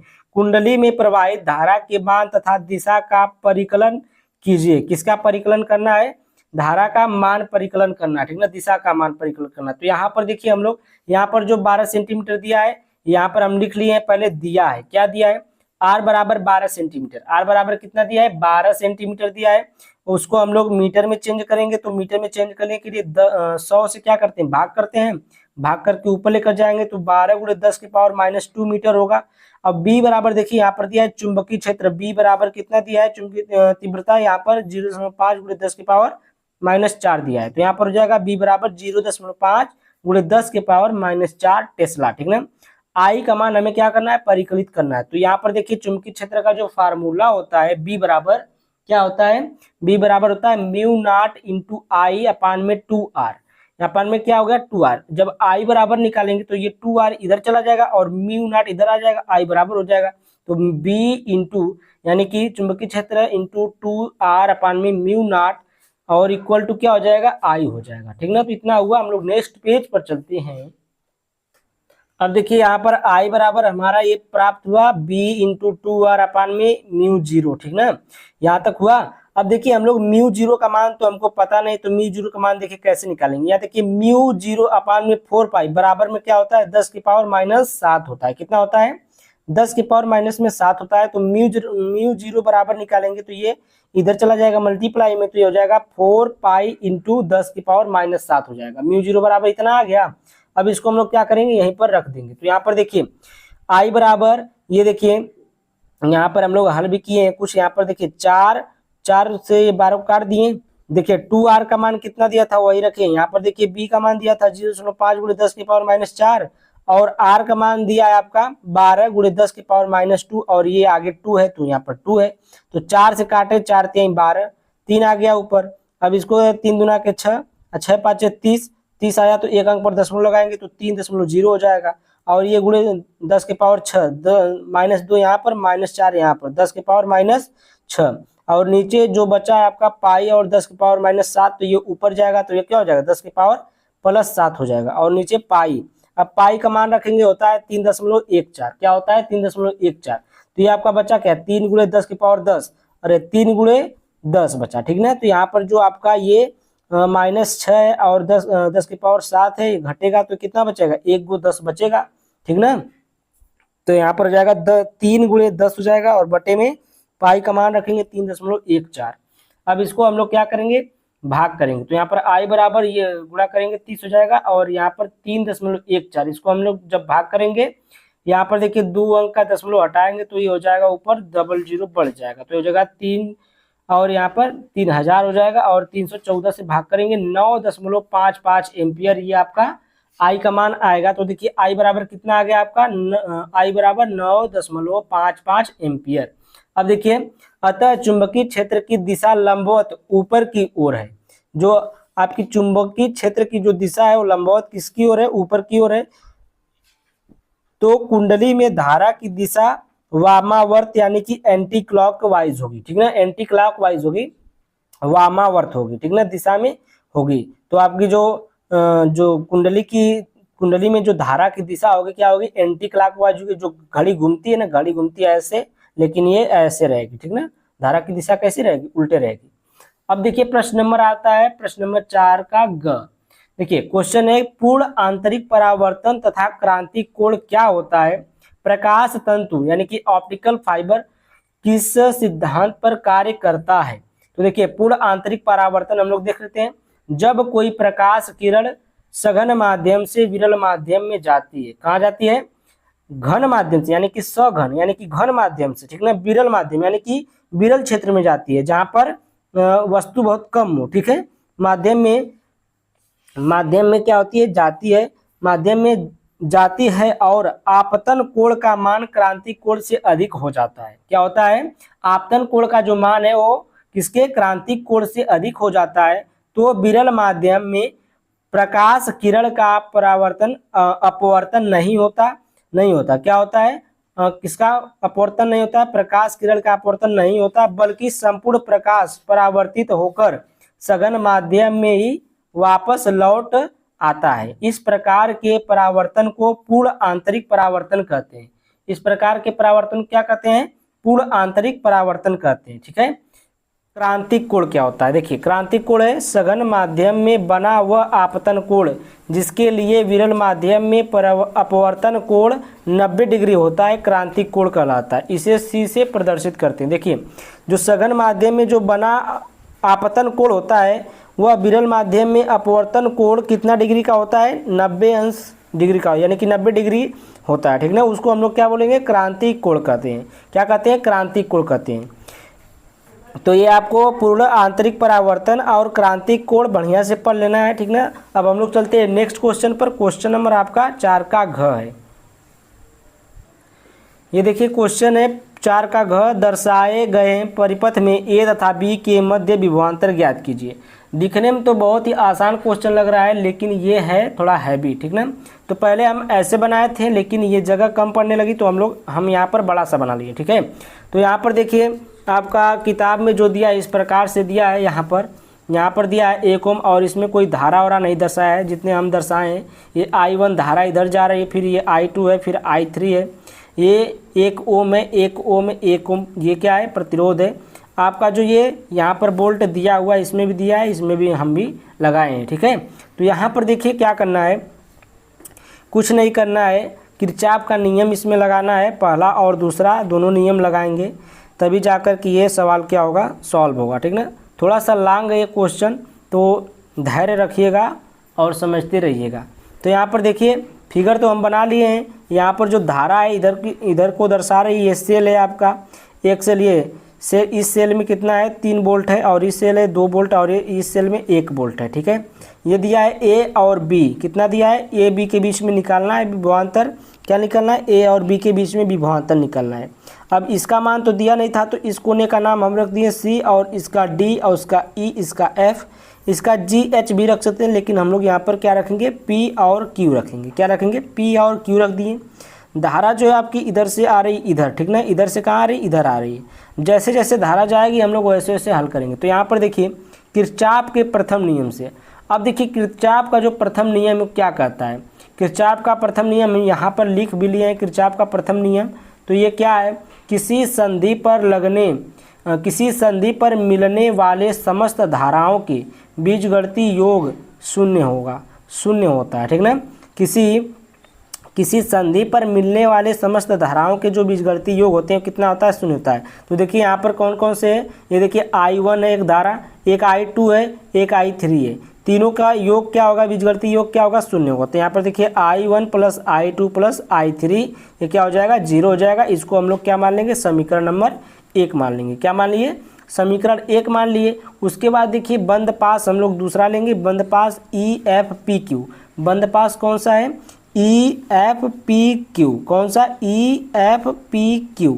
अब देखिए यहाँ पर आपका किरचॉफ का द्वितीय नियम से, तो यहाँ पर देखिए द्वितीय नियम हम लिखे हैं, किसी विद्युत परिपथ में प्रत्येक बंद पास के विभिन्न खंडों में बहने वाली धाराओं का बीजगणितीय योग उसमें लगे विद्युत वाहक बल के बराबर होता है। जो उसमें विद्युत वाहक बल लगा है, जो बोल्ट लगा है, उसके बराबर होगा। तो यहाँ पर देखिए यहाँ से हम लोग लिए, क्या लिए हैं, यहाँ पर देखिए ये EFPQ लिए हैं। तो EFPQ में कौन कौन सी धारा बह रही है, तो I1 है, और E से लेके यहाँ तक I1 है, जो विद्युत वाहक बल लगा इसका 3 वोल्ट है, ठीक ना। तो यहाँ पर देखिए I1 और गुणे में 1 क्यों लिखे हैं, क्योंकि इसमें इतनी धारा बह रही 1 ओम, यानी कि इसका प्रतिरोध क्या है, 1 है। तो I1 यहाँ पर देखिए 1 गुणे I1 यानी कि 1 गुणे I1, और माइनस में ये क्या होगा, माइनस में यहाँ पर देखिए जब हम लोग बोल्ट से यहाँ से जो यहाँ पर आपको सेल दिख रहा है, सेल से अगर हम लोग ये प्लस की दिशा में चलेंगे तो जो यहाँ पर ये चिन्ह लगेगा ये माइनस का लगेगा, ठीक ना। यहाँ पर जो ये चिन्ह लगेगा ये कौन सा लगेगा, माइनस का लगेगा, जब हम लोग प्लस की दिशा में चलेंगे। तो ई से हम लोग किधर आए, जो सेल है सेल से इधर आए प्लस की दिशा में। तो जब ये प्लस की दिशा में हम लोग आएंगे तो यहाँ पर जो चिन्ह लगेगा वो कौन सा लगेगा, माइनस का लगेगा। तो यहाँ पर देखिए क्या होगा, 1 इंटू I1 माइनस में I2 कौन सी धारा है, देखिए P से जो इधर से इधर गुजर रहे हैं हम लोग, तो I2 आ रहा है, कौन सा I2। इसमें R1 जो है ये क्या है, 1 है, ठीक ना, 1 ओम ये क्या है, प्रतिरोध है। तो I2 और ये इंटू में क्या हो जाएगा, 1 हो जाएगा, ठीक ना। तो यहाँ पर देखिए I2 इंटू 1 हो गया, बराबर में क्या है, बोल्ट जो दिया है उसको ले लेंगे। तो यहाँ पर देखिए कि कहा ना, यहाँ पर विद्युत वाहक बल के क्या होता है, बराबर होता है। तो यहाँ पर देखिए 3 वोल्ट, पहले में कितना है, 3 वोल्ट, पहले में देखिए यहाँ पर 3 वोल्ट है, और दूसरे में क्या है, 2 वोल्ट है। तो यहाँ पर क्या हो जाएगा, 3 माइनस 2 हो जाएगा, ठीक ना। 3 माइनस 2 हो गया, 1 का गुणा करेंगे तो I1 आएगा, माइनस में I2 आएगा, बराबर में 3 में से 2 घटाएंगे तो 1 बचेगा।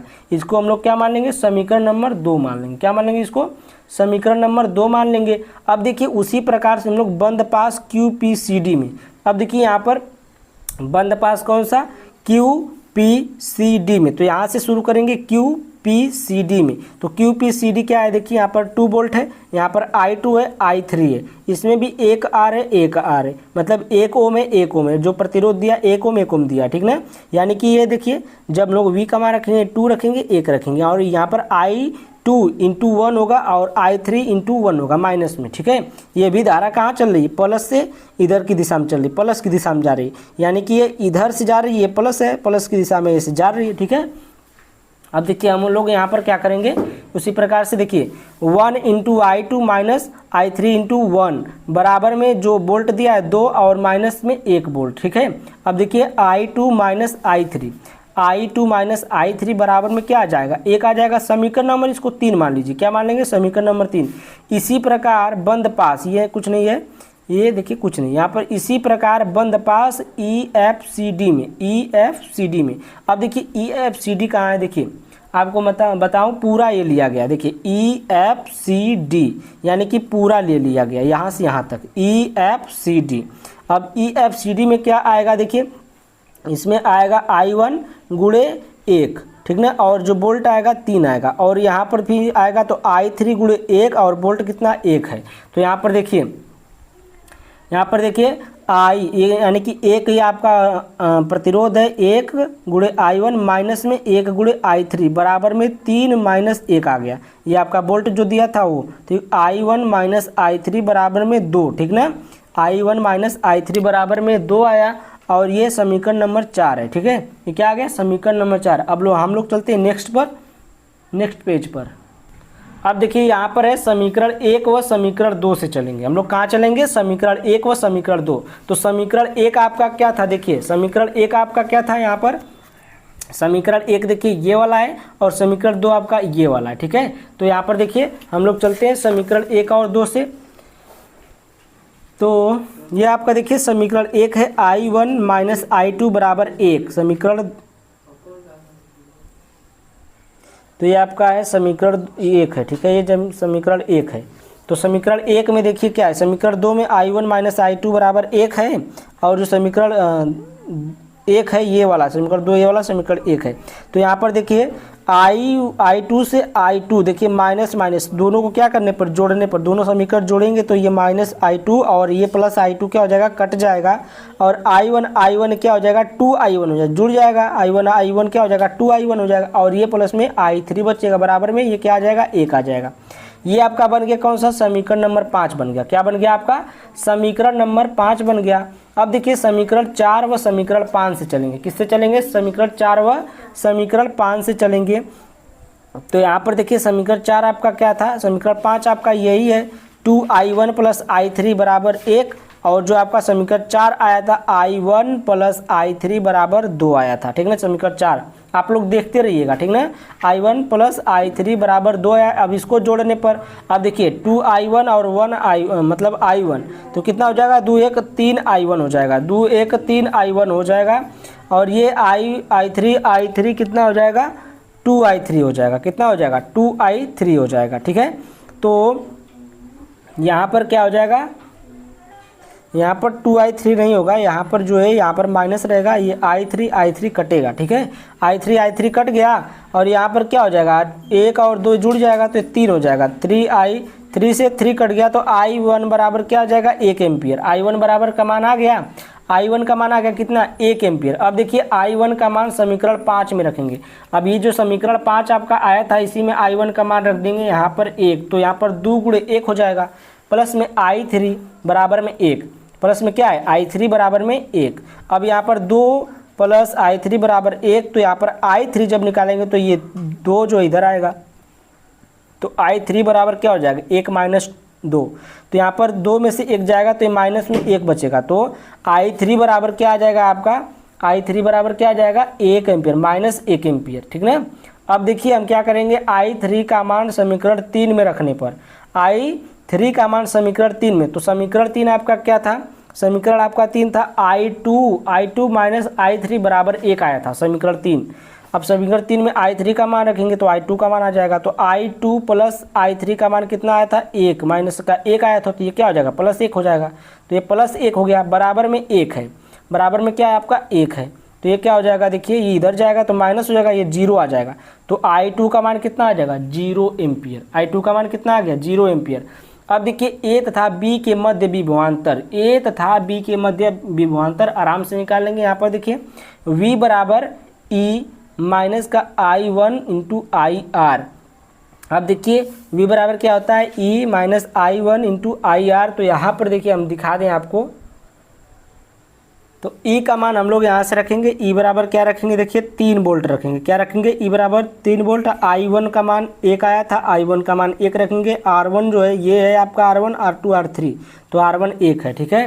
तो यहाँ पर देखिए आप लोग, यहाँ पर आपका हो जाएगा ये E का 3 हो जाएगा। I1 कितना था 1, I1 का मान कितना आया था 1 आया था। यहाँ पर देखिए I1 का मान 1 आया है ना, I1 का मान 1 रख दिए। और यहाँ पर क्या हो जाएगा R1 का मान आपका 1 है, तो 1 हो जाएगा। और 1 में 1 मल्टीप्लाई करेगा, मल्टीप्लाई करेगा तो 1 हो जाएगा।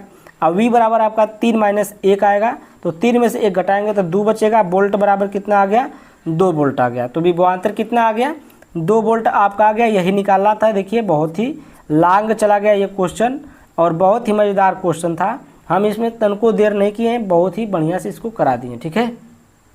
अब देखिए प्रश्न नंबर 4 का अंगा वाला है, कह रहा है कि अन्योन्य प्रेरकत्व की परिभाषा दीजिए, सिद्ध कीजिए कि henry upon metre equal to newton upon ampere square होता है, ठीक है। इसको हम लोग क्या करेंगे सिद्ध करेंगे। तो यहाँ पर देखिए अन्योन्य प्रेरण गुणांक अथवा अन्योन्य प्रेरकत्व, तो यहाँ पर देखिए 2 कुंडलियों का अन्योन्य प्रेरकत्व द्वितीय कुंडली में उत्पन्न उस प्रेरित वैद्युत वाहक बल के बराबर होगा यदि प्राथमिक कुंडली में धारा परिवर्तन की दर एकांक हो, ठीक ना। 2 कुंडलियों का अन्योन्य प्रेरकत्व द्वितीय कुंडली में उत्पन्न उस प्रेरित वैद्युत वाहक बल के बराबर होगा जब प्राथमिक कुंडली में धारा परिवर्तन की दर एकांक होगी, ठीक है। इसका मात्रक होता है हेनरी, जिसको H से दर्शाते हैं हेनरी, ठीक ना। इसका मात्रक क्या होता है हेनरी होता है, जिसको H से दर्शाते हैं। और इसकी बीमा जो होती है mL² T-2 और T के पावर -2 और A के पावर -2 होता है, इसका बीमा होती है। अब देखिए हम लोग इसको सिद्ध करते हैं कैसे। देखिए हेनरी अपान मीटर और बराबर में न्यूटन अपान एम्पियर स्क्वायर। अब देखिए हम लोग जानते हैं जो प्रेरिकत्व होता है आपका L बराबर क्या होता है E बटे में DI अपान DT, ठीक ना। इसके बराबर होता है DI अपान DT। तो ये DI अपान DT ऊपर जाएगा तो ये क्या हो जाएगा Q बराबर होगा W अपान Q। क्या हो जाएगा ये कार्य बटे आवेश होता है, तो यहाँ पर Q बटे W बटे Q हो जाएगा। और गुणे में ये T ऊपर जाएगा I नीचे, तो यहाँ पर DT अपान DI हो जाएगा, ठीक है। उसके बाद देखिए ये L बराबर आपका जो ये कार्य देखिए F इंटू S और ये Q नीचे रहेगा। और उसके बाद इंटू में DT अपान DI, ठीक ना, DT अपान DI। अब इसका हम लोग क्या करेंगे मात्रक निकालेंगे। तो जो आपका F होता है उसका मात्रक होता है N और ये मीटर इंटू सेकेंड, ये क्या है मीटर इंटू सेकेंड, ये किसका आया DT का सेकेंड आया, DT यानी कि टाइम होता है, ठीक है। अब Q का जो आवेश होता है यहाँ पर Q बराबर देखिए क्या होता है I इंटू T, Q बराबर I इंटू T। तो I का आवेश एम्पियर और T का सेकेंड और फिर ये DI है तो I का एम्पियर, ठीक है। तो A सेकेंड A यानी कि ये एम्पियर है, सेकेंड एम्पियर है, A स्क्वायर हो जाएगा। अब देखिए हम लोग यही मान को उठा करके कहाँ रख देंगे, यहाँ पर LHS लिए, LHS लेकर चल रहे थे, LHS Henry upon metre square. तो यही से प्रेरकत्व तो L निकाले हैं तभी नहीं H आया है। तो यहाँ पर देखिए N into metre square, N into metre second, N into metre second और ये आ जाएगा आपका A सेकेंड मतलब एम्पियर सेकेंड एम्पियर। और बटे में ये मीटर आपका क्या दिया है मीटर दिया है, ठीक ना। बटे में क्या दिया है मीटर दिया है। अब देखिए इसको हम लोग ऊपर लेकर जाएंगे। ये मीटर कहाँ से है पता है, यही वाला मीटर है, क्योंकि हम लोग इसी का ये वाला मान रखे हैं, पूरा ये वाला इसका मान रखे हैं। हेनरी का मान इतना आया है ना, इतना ये सब, तो इसका मान आया हेनरी का। और ये मीटर जो है आपका मीटर नीचे दिया है, ठीक है। तो मीटर, अब देखिए इस मीटर को ऐसे करेंगे तो ये 1 गुणे 1/m हो जाएगा, गुणे में क्या हो जाएगा 1/m हो जाएगा। तो यहाँ पर क्या हो जाएगा 1/m, और ये मीटर से मीटर कट जाएगा, सेकंड से सेकंड कट जाएगा, ए स्क्वायर बचेगा।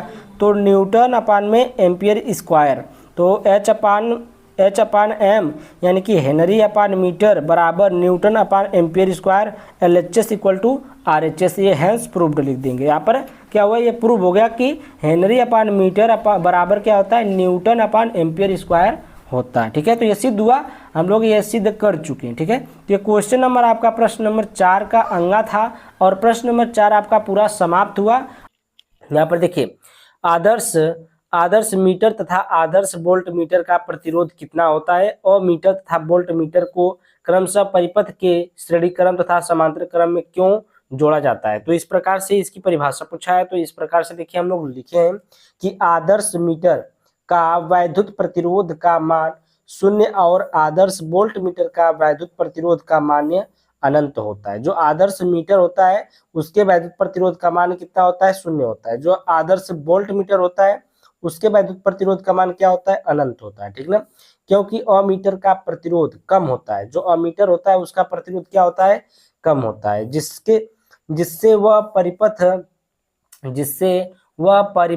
परिपथ से अधिक धारा लेता है। क्या करता है, वह परिपथ से अधिक धारा लेता है, जबकि वोल्ट मीटर का प्रतिरोध अधिक होता है, जिससे कि वह परिपथ से क्षीण धारा लेता है, यानी कि ज्यादा धारा लेता है, कम धारा लेता है। ठीक ना, क्या करता है, परिपथ से क्षीण धारा लेता है, कम धारा लेता है। अब देखिए अमीटर तथा वोल्ट मीटर, यहाँ पर देखिए अमीटर तथा वोल्ट मीटर को क्रमशः परिपथ के श्रेणी क्रम में तथा समांतर क्रम में जोड़ा जाता है, क्योंकि अमीटर का प्रतिरोध कम होता है, जिससे वह परिपथ से अधिक धारा लेता है। एकदम इसी तरह जैसे वो था उसी तरह बस लिखना है।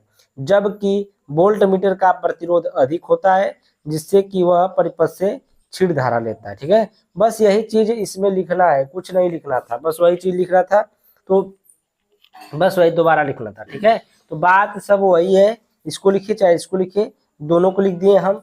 तो आप लोग इसको अपने नोट में लिख लीजिएगा। ठीक है, अपना नोट बनाते रहिए, ताकि उसमें कोई आपको एग्जाम टाइम में कोई दिक्कत ना हो। ये आपकी एग्जाम में रामबाण की तरह कार्य करेगा। ठीक है, अनसॉल्व शीट जो है आपकी एग्जाम में रामबाण की तरह कार्य करेगा एकदम। और देखिए यहाँ पर देखिए क्वेश्चन नंबर 5 का ख है, एक कुंडली का प्रेरकत्व 0.4 हेनरी एवं प्रतिरोध 10 ओम है। यह 30 हर्ट्ज 6.5 वोल्ट के प्रत्यावर्ती स्रोत से जुड़ी है। इस परिपथ में व्यय औसत विद्युत शक्ति की गणना कीजिए। किसका निकलना है, व्यय औसत विद्युत का गणना करना है। यानी कि देखिए आपका मान यहाँ पर क्या दिया है, एल बराबर आपका दिया है कितना हर्ट्ज, 0.4 हर्ट्ज दिया है, किसके बराबर, एल बराबर, यानी कि प्रेरकत्व। ठीक ना, हेनरी का मान दिया है आपका 0.4, यहाँ पर देखिए। फिर उसके बाद देखिए यहाँ पर आर बराबर दिया है, जो प्रतिरोध दिया है 10 ओम दिया है। एफ बराबर आपका 30 हर्ट्ज दिया है, कितना, 30 हर्ट्ज। फिर यहाँ पर देखिए जो आपका वोल्ट दिया है, कितना दिया है, 6.5 वोल्ट। यहाँ पर आपको हल में लिख लेना है, दिया है। ठीक है, इतना दिया है। उसके बाद प्रेरकत्व की प्रतिघात जो फार्मूला होता है एक्स एल बराबर, तो क्या होता है, एक्स एल बराबर omega L equal to 2 pi f L, equal to क्या होता है, 2 पाई एफ एल होता है। अब इसको देखिए हम लोग यहाँ पर मान रखेंगे, तो एक्स एल यहाँ पर बराबर में, यहाँ पर जो ओमेगा है 2 गुणे 10 की पावर 10, और ये पाई का मान है। यहाँ पर जो मान है देखिए 2 है, 3.14 होता है पाई का मान, और एफ का मान 30 है, एल का मान कितना है यहाँ पर 0.4 हर्ट्ज। ठीक ना, तो 0.4 रखेंगे। इसका जब मल्टीप्लाई करेंगे तो इतना आएगा 37.68 आएगा, कितना आएगा, 37.68 आएगा। और 2 से गुणा कर देंगे तो 75.36 ओम आ जाएगा। ठीक है, एक्सएल जो है आपका प्रेरण की प्रतिघात है, एक्सएल बराबर 75.36 ओम आ जाएगा। अब देखिए आगे चलते हैं फार्मूले पर, तो चलिए चलते हैं नेक्स्ट पर। तो यहाँ पर देखिए परिपथ की प्रतिबाधा का जो फार्मूला होता है, जेड इक्वल टू क्या होता है, एक्स एल स्क्वायर। ठीक ना, और प्लस में आर स्क्वायर, और ये किस में होता है, रोड में होता है। ठीक है, तो यहाँ पर क्या हो जाएगा, आगे हम लोग चलेंगे। तो आप लोग अभी हम मान निकाले थे, तो क्या था, एक्स एल स्क्वायर का मान कितना आया था, 75.36, और आर का मान जो आया था 10 ओम था। कितना था? 10 ओम। तो यहाँ पर जब हम लोग 75.36 का स्क्वायर करेंगे और 10 का स्क्वायर करेंगे रूट में, तो यहाँ पर देखिए 75.36, इसको हम लोग क्या करेंगे? स्क्वायर करेंगे, यानी कि इसका डबल गुणा करेंगे। ठीक है, जब डबल गुणा करेंगे तो इसका कुछ मान आएगा, और ये 100 जब उसमें जोड़ेंगे तो ये कितना आएगा? 76 ओम आएगा। ठीक ना, रूट के बाहर इसका कितना मान आएगा? 76 ओम आ जाएगा आपका। ठीक है, तो यहाँ पर शक्ति गुणांक देखिए, जो cos फाई होता है शक्ति गुणांक, इसका फार्मूला होता है R upon Z. R upon Z, ठीक ना, यानी कि प्रतिरोध बटे परिपथ की प्रतिबाधा। और ये इसका मान दिया है 10 और जेड का मान कितना आया? अभी 76 आया। इसका मान हम लोग यहाँ पर निकाले cos फाई का मान। अब देखिए आई नाट का हम लोग मान निकालेंगे, तो आई बराबर होता है वी अपान जेड, तो वी नाट हम लिख सकते हैं इसको वी नाट अपान जेड। ठीक ना, वी नाट का मान कितना दिया है? 6.5 उधर दिया था, आप देखे होंगे क्वेश्चन में बोल्ट का मान कितना दिया है? 6.5। और जो जेड का मान अभी आया है 76 आया है। ये हो गया, आई का मान इतना निकल गया। अब देखिए, अब व्यय औसत शक्ति हमें ज्ञात करना है। व्यय औसत शक्ति, इसका फार्मूला होता है 1/2 v nought into i nought into cos phi. V nought का मान आपका 6.5 है, रख दिए। अब आई नाट का मान आपका कितना आया है? 6.5 बटे 76 आया है, तो 6.5 बटे में 76 रख दिए।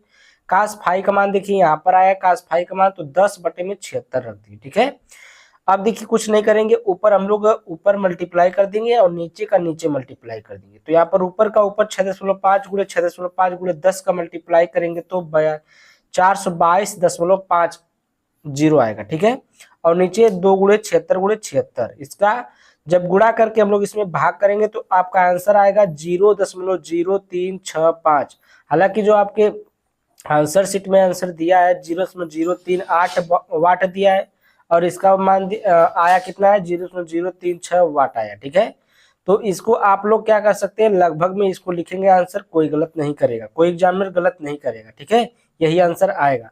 उसको बस इस 0.03 से 2 अंक से मतलब रहता है। अगर ये सेम आ गया तो ये आपका क्वेश्चन आंसर जो है आपका सही रहेगा। ठीक है, अब देखिए यहाँ पर मैक्सवेल की विस्थापन धारा की व्याख्या कीजिए तथा इसका समीकरण लिखिए। इसके एक चालन धारा के बीच कलांतर कितना होता है? ये देखिए सेट नंबर 1 में 346 एफएस का प्रश्न नंबर 4 का ख देखिए, इसमें हम इसको हल करा चुके हैं सेट नंबर 1 में। ठीक है, ये क्वेश्चन उसमें पूछा गया है, अभी हम उसको दिखा दे रहे हैं। तो देखिए इसका आंसर यहाँ पर है कि विस्थापन धारा की सार्थकता की विवेचना कीजिए तथा इसके जो विस्थापन धारा है और चालन धारा के बीच कलांतर। तो यहाँ पर देखिए विस्थापन धारा समय के साथ परिवर्तित वैद्युत क्षेत्र के कारण उत्पन्न धारा को हम लोग विस्थापन धारा कहते हैं। किसके? समय के साथ परिवर्तित वैद्युत क्षेत्र के कारण उत्पन्न धारा को हम लोग क्या कहते हैं? विस्थापन धारा कहते हैं। इसका formula ID = epsilon not A into A into D upon DT, इसका फार्मूला होता है। और जो होता है ये देखिए कलांतर, देखिए विस्थापन धारा और चालन धारा के बीच में कलांतर क्या होता है? विस्थापन धारा और चालन धारा का जो कलांतर होता है वो समान कला होता है। ठीक ना, समान कला में होता है। क्या होता है? समान होता है। ठीक है, तो ये आपको लिख लेना है। आगे चलते हैं हम लोग नेक्स्ट क्वेश्चन पर। देखिए क्वेश्चन नंबर आपका प्रश्न नंबर 5 का घ है, कह रहा है प्रकाश का व्यतिकरण क्या है? समपोषी व्यतिकरण तथा विनाशी व्यतिकरण की दशाएं लिखिए। दशाएं लिखना है सेट नंबर 1 में प्रश्न नंबर 5 का क देखिए। ठीक है, इसमें यही क्वेश्चन सेम टू सेम पूछा है, चलिए हम लोग उसको देखते हैं। देखिए यहाँ पर क्वेश्चन है प्रश्न नंबर 5 का सेट नंबर 1 का वही क्वेश्चन है। व्यतिकरण को परिभाषित कीजिए।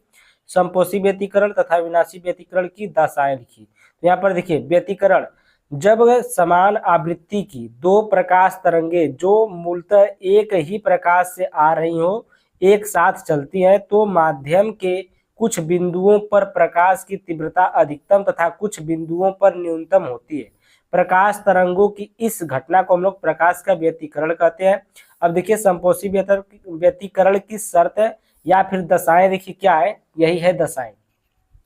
देखिए समपोषी व्यतिकरण वाले स्थान पर दोनों तरंगों के बीच कलांतर शून्य अथवा पाई का समगुणज अर्थात फाई = 0 2 पाई से 2 पाई 4 पाई होना चाहिए, अथवा इस स्थान पर दोनों तरंगों के बीच पथांतर शून्य अथवा तरंग दैर्घ्य लैम्डा का पूर्ण गुणज हो, अर्थात delta x = 0, lambda, 2 lambda, 3 lambda dot dot dot होना चाहिए। ठीक है, विनाशी व्यतिकरण, विनाशी व्यतिकरण देखिए क्या है, विनाशी व्यतिकरण का जो दशाएं ये है, विनाशी व्यतिकरण वाले स्थान पर दोनों तरंगों के बीच कलांतर पाई का विषय गुणज अर्थात phi equal to pi, 3 pi, 5 pi डाटा होना चाहिए, अथवा इस स्थान पर दोनों तरंगों के बीच पथांतर जो होता है λ/2 का विषय गुणज अर्थात delta x equal to λ/2 comma 3 λ/2 comma 5 λ/2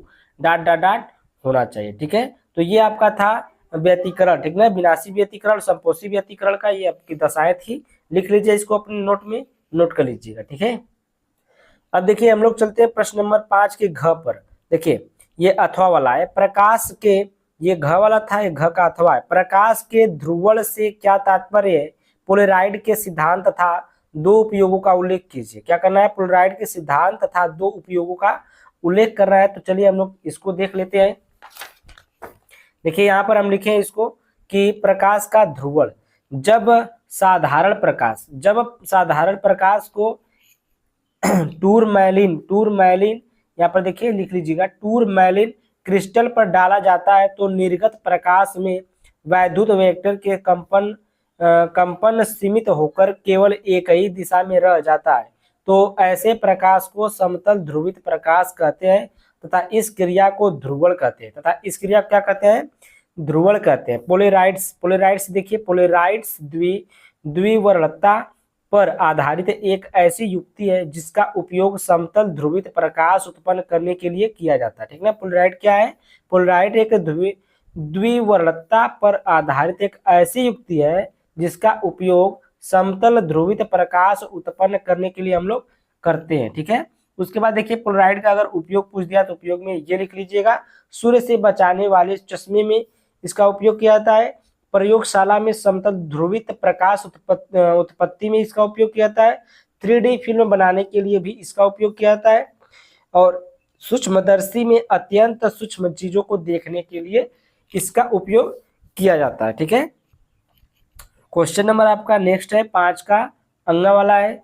और देखिए ये क्वेश्चन है, कह रहा है कि 2.5 इलेक्ट्रॉन वोल्ट के कार्यफलन वाले धातु में 4000 एंगस्ट्रॉम की तरंगदैर्घ्य का प्रकाश डालने पर उत्सर्जित फोटो इलेक्ट्रॉन के अधिकतम वेग तथा रेखीय संवेग की गणना कीजिए।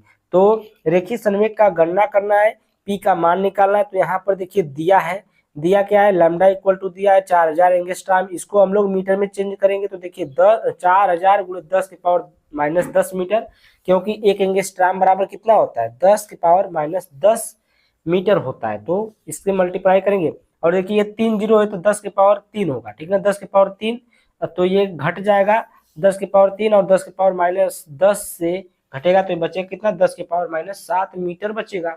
अब देखिए फाई का मान आपका दिया है 2.5 इलेक्ट्रॉन वोल्ट, तो यहाँ पर फाई का मान हो गया कार्यफलन जो होता है। ठीक ना, उसके बाद आइंस्टीन के प्रकाश वैद्युत समीकरण से हम लोग चलेंगे। आइंस्टीन के किस समीकरण से? प्रकाश वैद्युत समीकरण से। तो E - फाई इक्वल टू होता है K मैक्स, इसको हम लोग समीकरण 1 मानेंगे। अब E का वैल्यू निकालेंगे तो E का मान इसमें दिया नहीं, E का मान हम लोग यहाँ से निकालेंगे। E बराबर होता है H × C अपान में लैम्डा। ठीक ना, H जो होता है इसका मान आप लोगों को मैं बताया हूँ 6.6 × 10⁻34 होता है।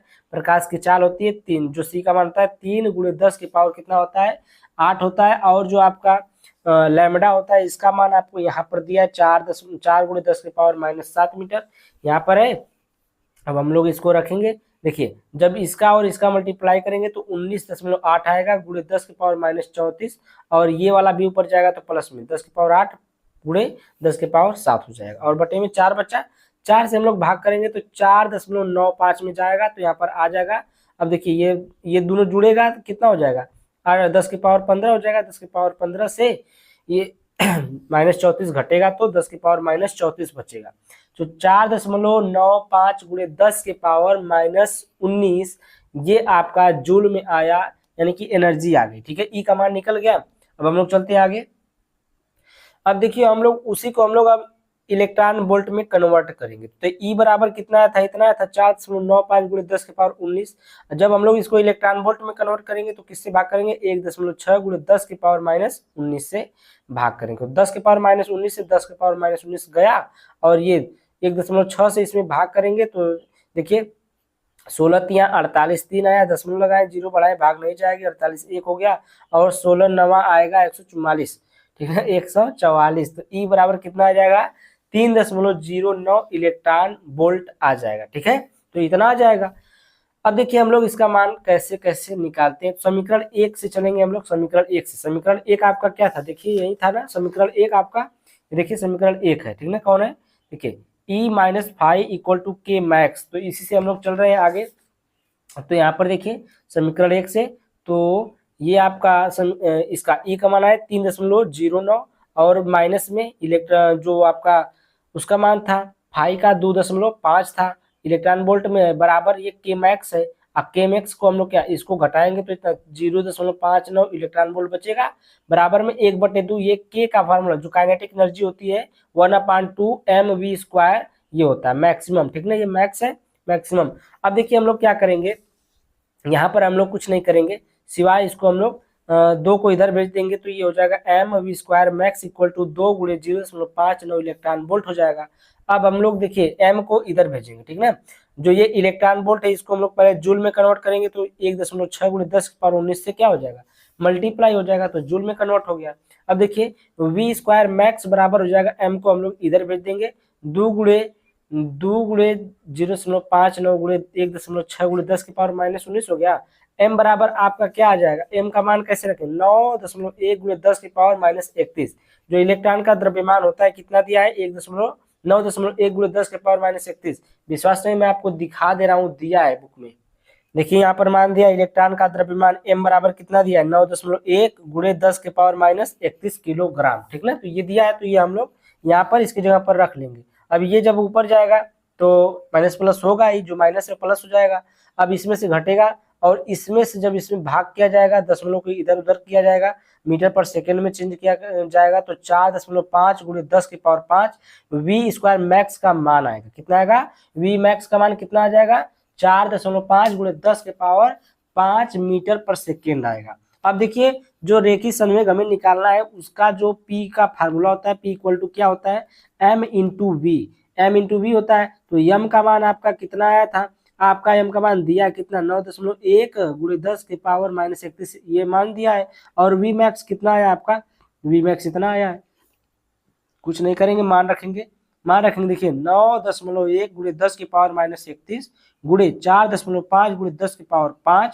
अब इसको हम लोग क्या करेंगे, मल्टीप्लाई करेंगे, और 10⁵ है, 10⁻31 से घटेगा तो -26 बचेगा, और इसका मल्टीप्लाई करेंगे तो 40.95 × 10⁻26 आएगा, और जब 0.1 इधर जाएगा एक अंक, तो यहाँ से एक ठे कम होगा, ठीक है, यानी कि इसमें एक जुड़ेगा, इसमें जब जुड़ेगा तो ये माइनस प्लस होगा, तो माइनस प्लस क्या होता है, माइनस, जब जिसकी संख्या ज्यादा चिन्ह तो उसी का लगेगा ना, तो इसमें क्या घट जाएगा, तो यहाँ पर देखिए 4.095 × 10⁻25 किलोग्राम इंटू मीटर प्रति सेकेंड, ये आपका रेखीय संवेग आ गया, ठीक ना, किलोग्राम इंटू मीटर प्रति सेकेंड, ये आपका क्या आ गया, संवेग आ गया।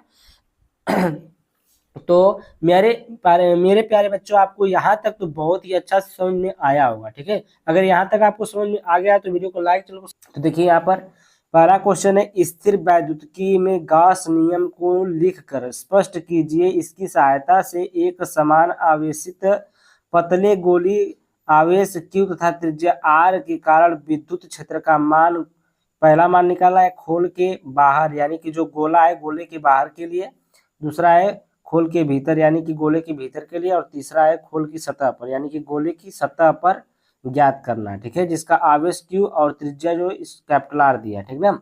अब देखिए हम यहाँ पर एक फिगर बनाए, आपको फिगर के बारे में थोड़ा सा बताएंगे, जैसे जैसे मान निकालेंगे वैसे वैसे हम लोग चलेंगे। देखिए यहाँ पर पहले हम इस प्रकार से एक गोला बनाया, ठीक है, गोला बनाया, और इस पर कहा था कि इस पर Q आवेश है, तो इस पर एक प्लस Q आवेश दे दिए, तो plus plus plus plus plus कर दिए, ठीक है, Q आवेश हो गया, और इस पर एक त्रिज्या थी ये वाली, एक त्रिज्या R है, क्या है, त्रिज्या एक R है, ठीक है। अब जैसे हम इसको अब निकालेंगे, पहला वाला निकालेंगे खोल के बाहर, यानी कि खोल के बाहर वाले पर हम निकालेंगे, तो अभी हम निकाले नहीं, अभी हम लोग देखिए कुछ इसमें लिखे हैं। देखिए लिखना है आपको, माना किसी ठोस गोले की त्रिज्या R है, इस पर आवेश Q देने पर गोले की सतह पर आवेश फैल जाता है।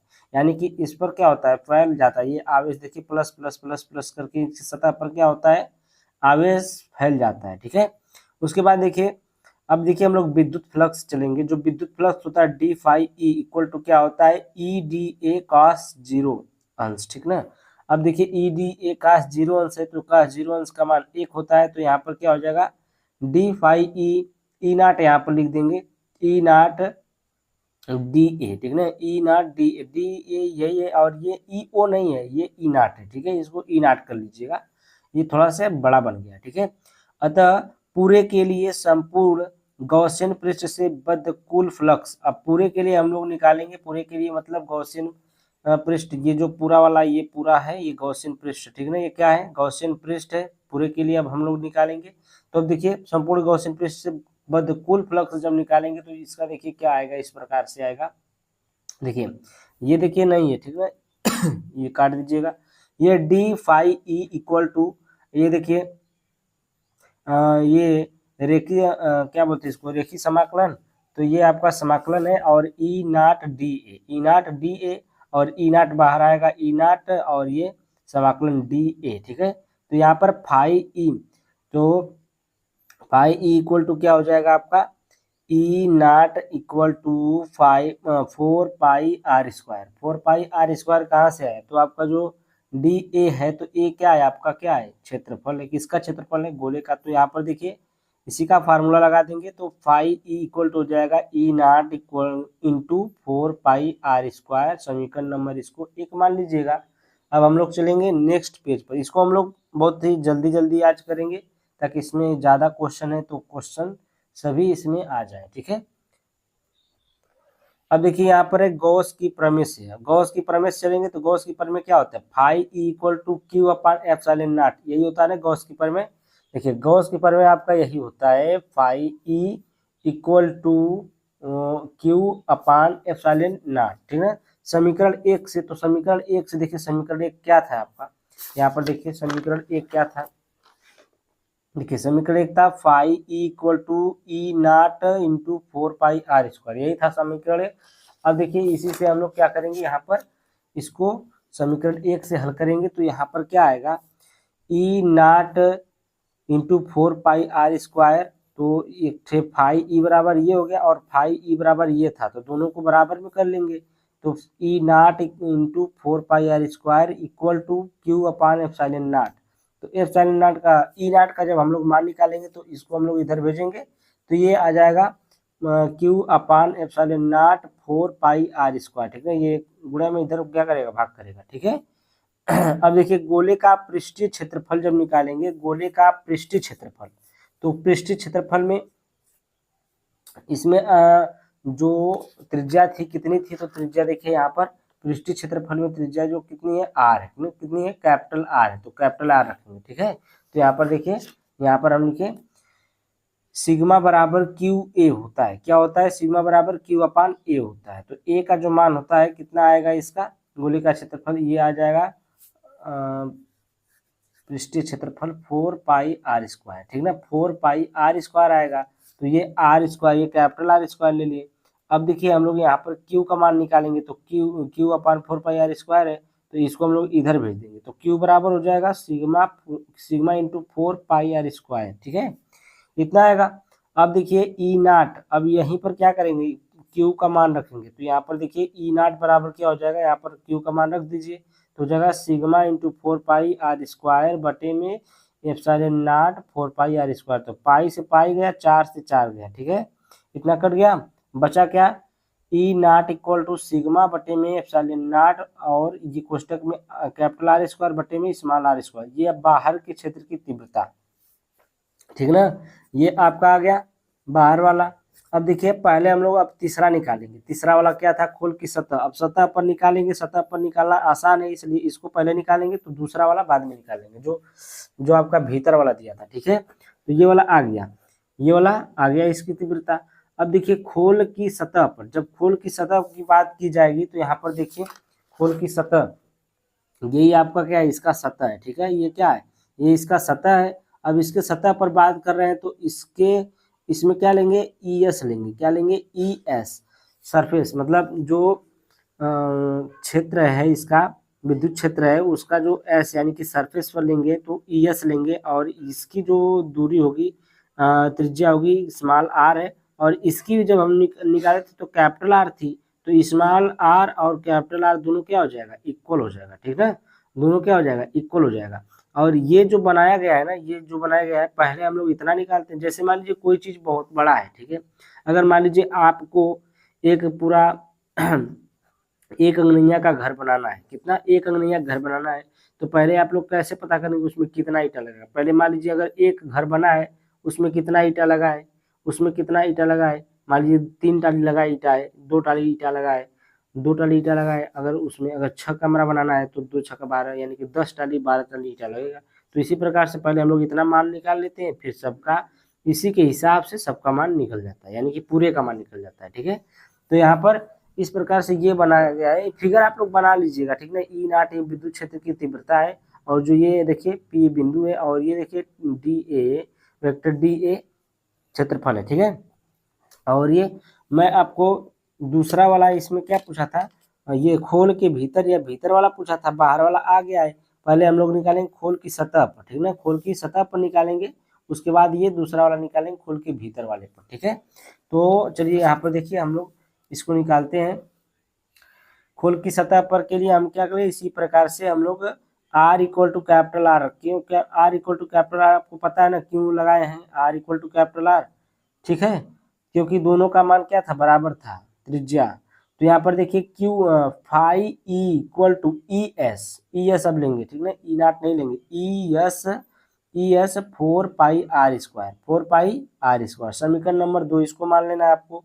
ये 4 पाई आर स्क्वायर तो पता ही होगा कहाँ से आया, ए है, ठीक ना, ए का मान है, तो E S 4 pi r square समीकरण नंबर 2 हो गया, इतना हो गया।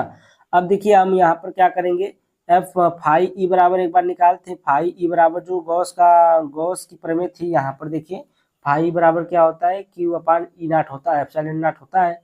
तो यहाँ पर देखिए तो फाई ई बराबर क्या हो जाएगा, फाई ई की जगह पर क्यू अपान एप्सिलॉन नॉट रख देंगे, यहाँ पर क्यू अपान एप्सिलॉन नॉट रख दिए, बराबर में E S 4 pi r square हो गया। अब इसको हम लोग क्या करेंगे, इधर जो Q का मान था, Q का मान कितना आया था यहाँ पर निकाले थे, तो Q का मान आपका आया था सिग्मा 4 पाई आर स्क्वायर, यही आया था ना, सिग्मा 4 पाई आर स्क्वायर। तो यहाँ पर भी वही मान रखेंगे, तो sigma 4 pi r square capital R, तो यहाँ पर एप्सिलॉन नॉट बटे में है, बराबर में E S 4 pi r square. देखिए आर स्क्वायर से आर स्क्वायर गया, पाई से पाई गया, और 4 से 4 कट जाएगा, ठीक है, 4 से 4 कट गया। अब देखिए क्या बचा, सिग्मा अपान एप्सिलॉन नॉट बराबर ई एस, यही बचा, ये बचा ना। अब देखिए क्या हो जाएगा, ये ई एस का मान निकालना था हमें, सतह पर जो सतह का जो खोल का सतह है वही निकालना है, तो ई एस बराबर क्या हो जाएगा, सिग्मा अपान में एप्सिलॉन नॉट, यही आपका आ जाएगा, ठीक ना, ये सतह पर आ गया। अब उसी प्रकार से हम लोग भीतर के लिए निकाल लेते हैं, जो गोले की भीतर है उसका निकाल लेते हैं।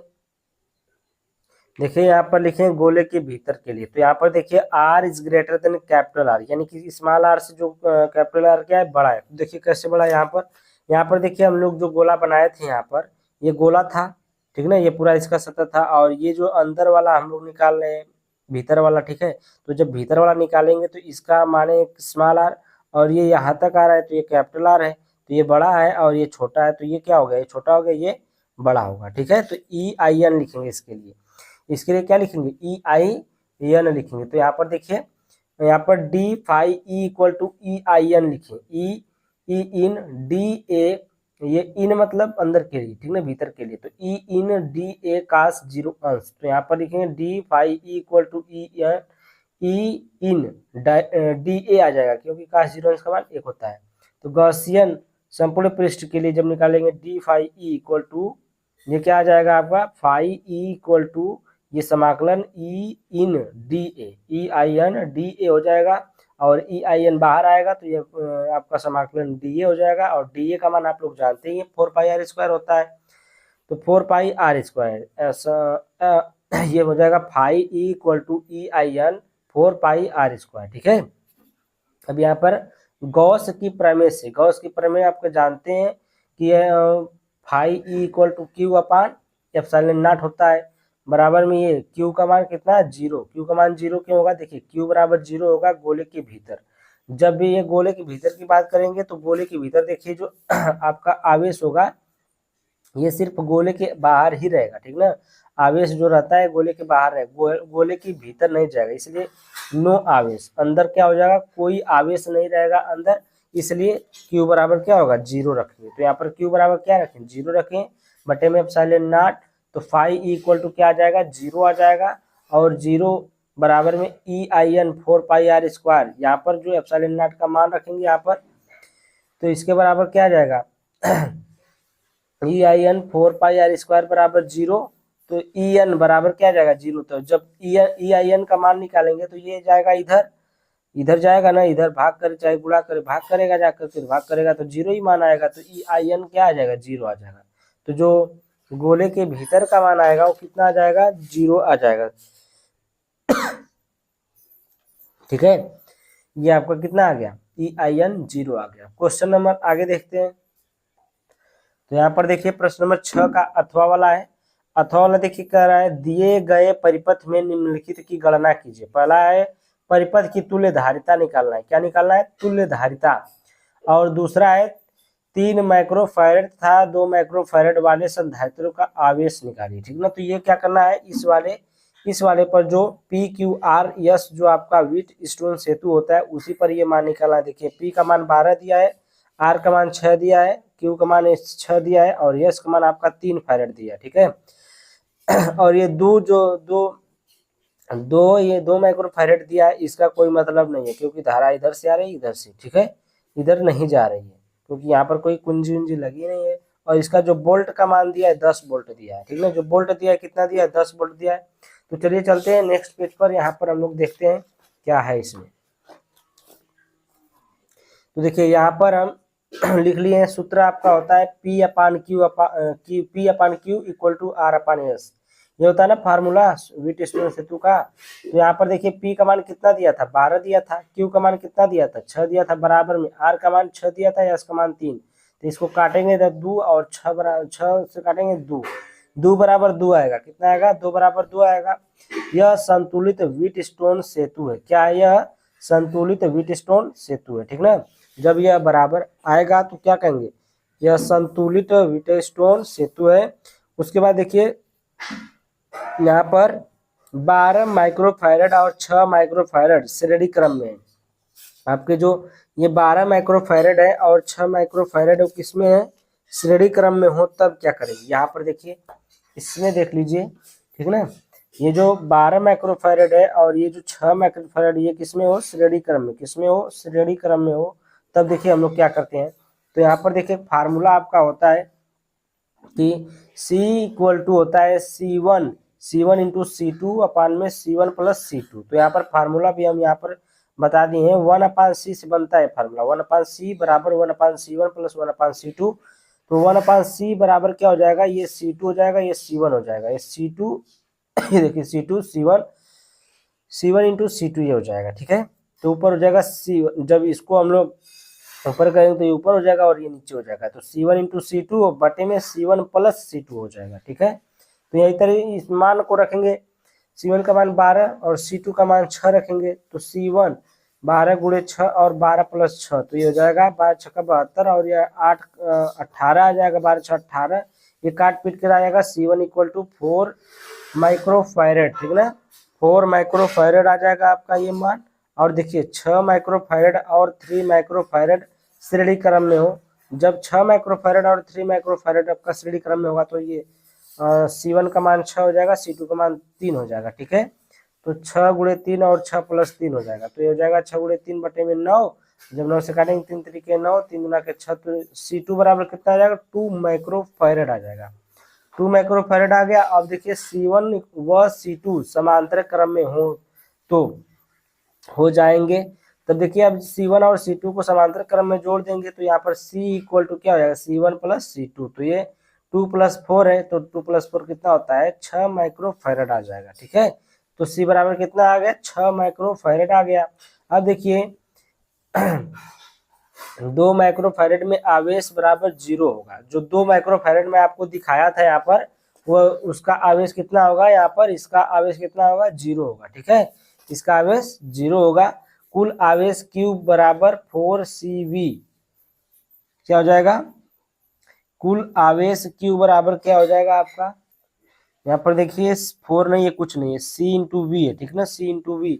C का मान कितना आया, 6 आया है। V का मान कितना बोल्ट में दिया है, बोल्ट का मान कितना दिया है, देखिए यहाँ पर बोल्ट का मान देखिए यहाँ पर 10 दिया है। कितना दिया है, 10 दिया है। तो यहाँ पर क्या रखेंगे, 10 रखेंगे। 6 गुणे 10 हो जाएगा, तो ये कितना हो जाएगा, 60 हो जाएगा। 10 छक्का 60, यानी कि 60 माइक्रो कूलाम आ जाएगा। ठीक ना, 60 माइक्रो कूलाम आ जाएगा। अब देखिए C2 संधारित्र में आवेश, C2 संधारित्र में आवेश निकालेंगे तो देखिए Q बराबर क्या आएगा, C2V आएगा, C2 × V आएगा।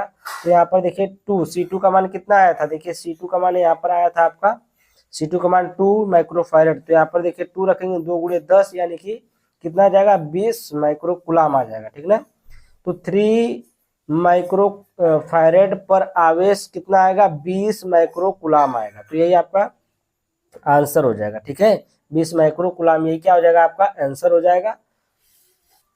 अब यहाँ पर चलते हैं हम लोग प्रश्न नंबर 7 पर। प्रश्न नंबर 7 देखिए क्या क्वेश्चन, किरण आरेख की सहायता से परावर्तित दूरदर्शी में प्रतिबिंब बनने की व्याख्या कीजिए। आवर्ती दूरदर्शी से इसकी विशेषताओं की तुलना कीजिए।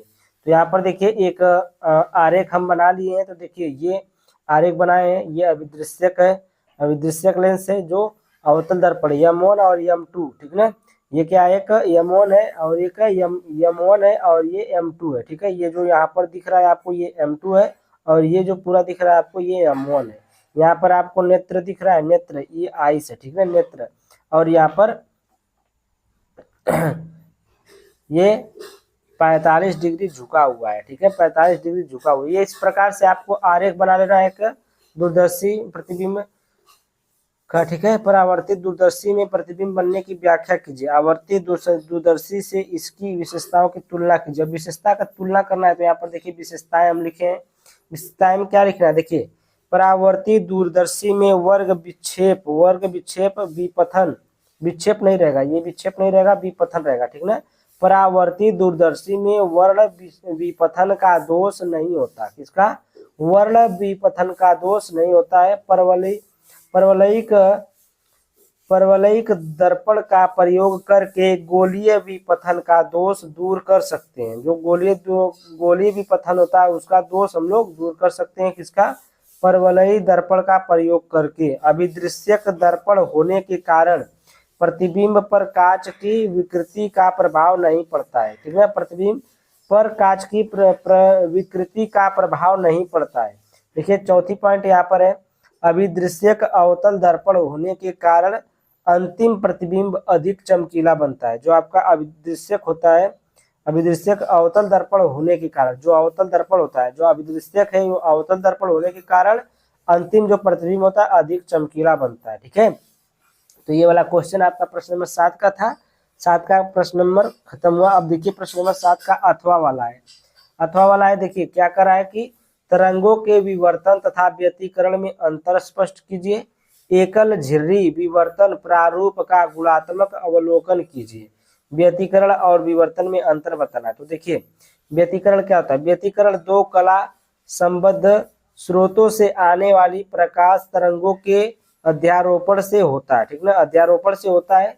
और जो विवर्तन है, विवर्तन एक ही तरंगाग्र के विभिन्न बिंदुओं से आने वाली द्वितीय तरंगिकाओं के बीच अध्यारोपण से होता है। दूसरी है पॉइंट, व्यतिकरण फ्रिंजे एक ही चौड़ाई की हो सकती हैं अथवा नहीं भी हो सकती है। ठीक ना, जो व्यतिकरण होती है फ्रिंजे वो एक ही चौड़ाई की हो सकती हैं अथवा नहीं भी हो सकती हैं। और विवर्तन फ्रिंजे कभी भी एक ही चौड़ाई की नहीं हो सकती है। जो आपकी विवर्तन फ्रिंजे होती हैं कभी भी एक चौड़ाई की नहीं हो सकती है। नेक्स्ट पेज पर चलते हैं। देखिए तीसरी पॉइंट है, इसमें सभी दीप्त फ्रिंजे एक समान तीव्रता की होती है। इसमें जो होती हैं, जो सभी दीप्त फ्रिंजे होती हैं क्या होती हैं, एक समान तीव्रता की होती हैं। और तीसरी पॉइंट है कि इसमें सभी दीप्त फ्रिंजे विभिन्न तीव्रताओं की होती हैं तथा तीव्रता की घटते क्रम में होती है। ठीक ना, घटने क्रम में या घटते क्रम में क्या होती है, ये जो दीप्त फ्रिंजे होती हैं। ठीक है, चौथी पॉइंट है, इसमें निम्नलिखित प्राय पूर्णतया अंधकारमय होते हैं। जो इसमें निम्निष्ठ होते हैं वो प्राय कितने होते हैं, पूर्णतया क्या होते हैं, अंधकारमय होते हैं। और इसमें जो चौथी पॉइंट है, इसमें ऐसा नहीं होता। इसमें क्या होता है, ऐसा नहीं होता है कि निम्निष्ठ है कि उच्चिष्ठ है, ठीक है। उसके बाद देखिए एक और उसमें पूछा था कि क्वेश्चन में क्या पूछा था, एक देखिए यहाँ पर क्वेश्चन पूछा है, एक झिर्री विवर्तन प्रारूप का गुणात्मक अवलोकन कीजिए। तो यहाँ पर देखिए एक पतली एकल झिर्री विवर्तन प्रारूप का गुणात्मक अवलोकन, यहाँ पर इस प्रकार से आपको फिगर बना लेना है, ठीक है। इस प्रकार से आपको फिगर बना लेना है, ये देखिए फिगर आपको बना लेना है, ठीक है। इस प्रकार से क्या करना है, आपको फिगर बना लेना है। जैसे जैसे बना यहाँ पर आपको फिगर बना लेना है और इसके बारे में लिख देना है, ठीक है। इसके बारे में लिखना है व्याख्या। माना यश एक प्रकाश स्रोत है, आपका यश है जो सन है, ठीक ना। सन क्या है, एक प्रकाश स्रोत है जिससे कुछ दूरी पर एक उत्तल लेंस L1 रखा है। जो आपके कुछ दूरी पर एक उत्तल लेंस है, ये L1 रखा हुआ है। प्रकाश स्रोत लेंस L1 के फोकस पर स्थित है। जो प्रकाश लेंस है L1 के फोकस पर स्थित है। अतः स्रोत से चलने वाली प्रकाश की किरणें L1 से अपरिवर्तित होकर मुख्य अक्ष से समांतर हो जाती है तथा अवरोध AB से गुजरती हुई लेंस L2 में आपतित होती है, ठीक ना। L2 में क्या होती है, आपतित होती है।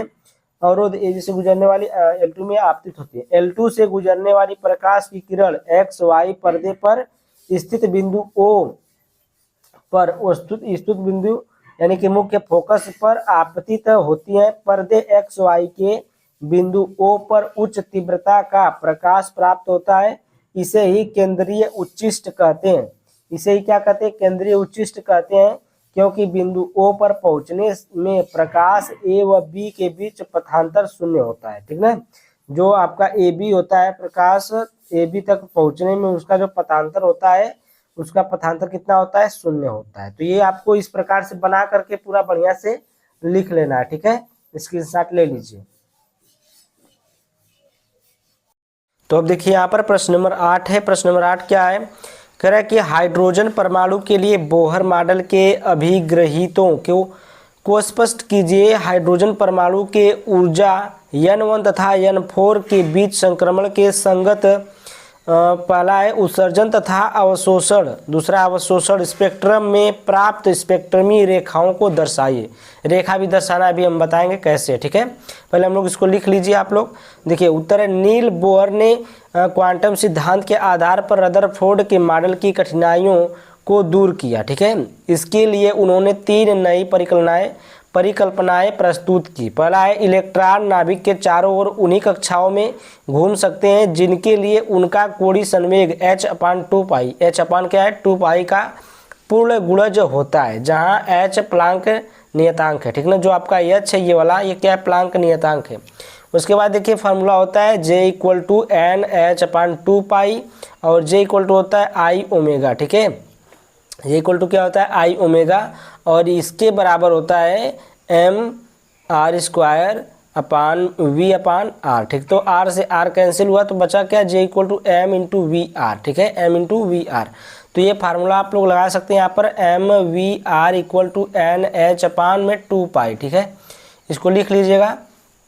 फिर उसके बाद जहाँ n एक पूर्णांक है, n बराबर 1 2 3 4 5 6 ऐसे डैश हो सकते हैं, जिसे कक्षा की क्रम संख्या कहते हैं। इस प्रकार बोहर ने माना कि इलेक्ट्रॉन नाभिक के चारों ओर कुछ निश्चित त्रिज्याओं की कक्षाओं में ही घूम सकते हैं, सभी में नहीं। इन कक्षाओं को अस्थायी कक्षाएं कहते हैं। उसके बाद देखिए सेकेंड है, अस्थायी कक्षाओं में घूमते समय इलेक्ट्रॉन ऊर्जा का उत्सर्जन नहीं करते, अतः परमाणु का अस्थायित्व बना रहता है। हाइड्रोजन के परमाणु में n क्रम संख्या वाली अस्थायी कक्षा में घूमते इलेक्ट्रॉन की ऊर्जा, देखिए इसकी ऊर्जा क्या है, E = -RhC/n²। तो R क्या है, रिडबर्ग नियतांक है, R जो है रिडबर्ग नियतांक है, H जो है प्लांक नियतांक है, C जो है प्रकाश की चाल है, ठीक है। n तो जाते ही की संख्या है, कक्षाओं की संख्या n है।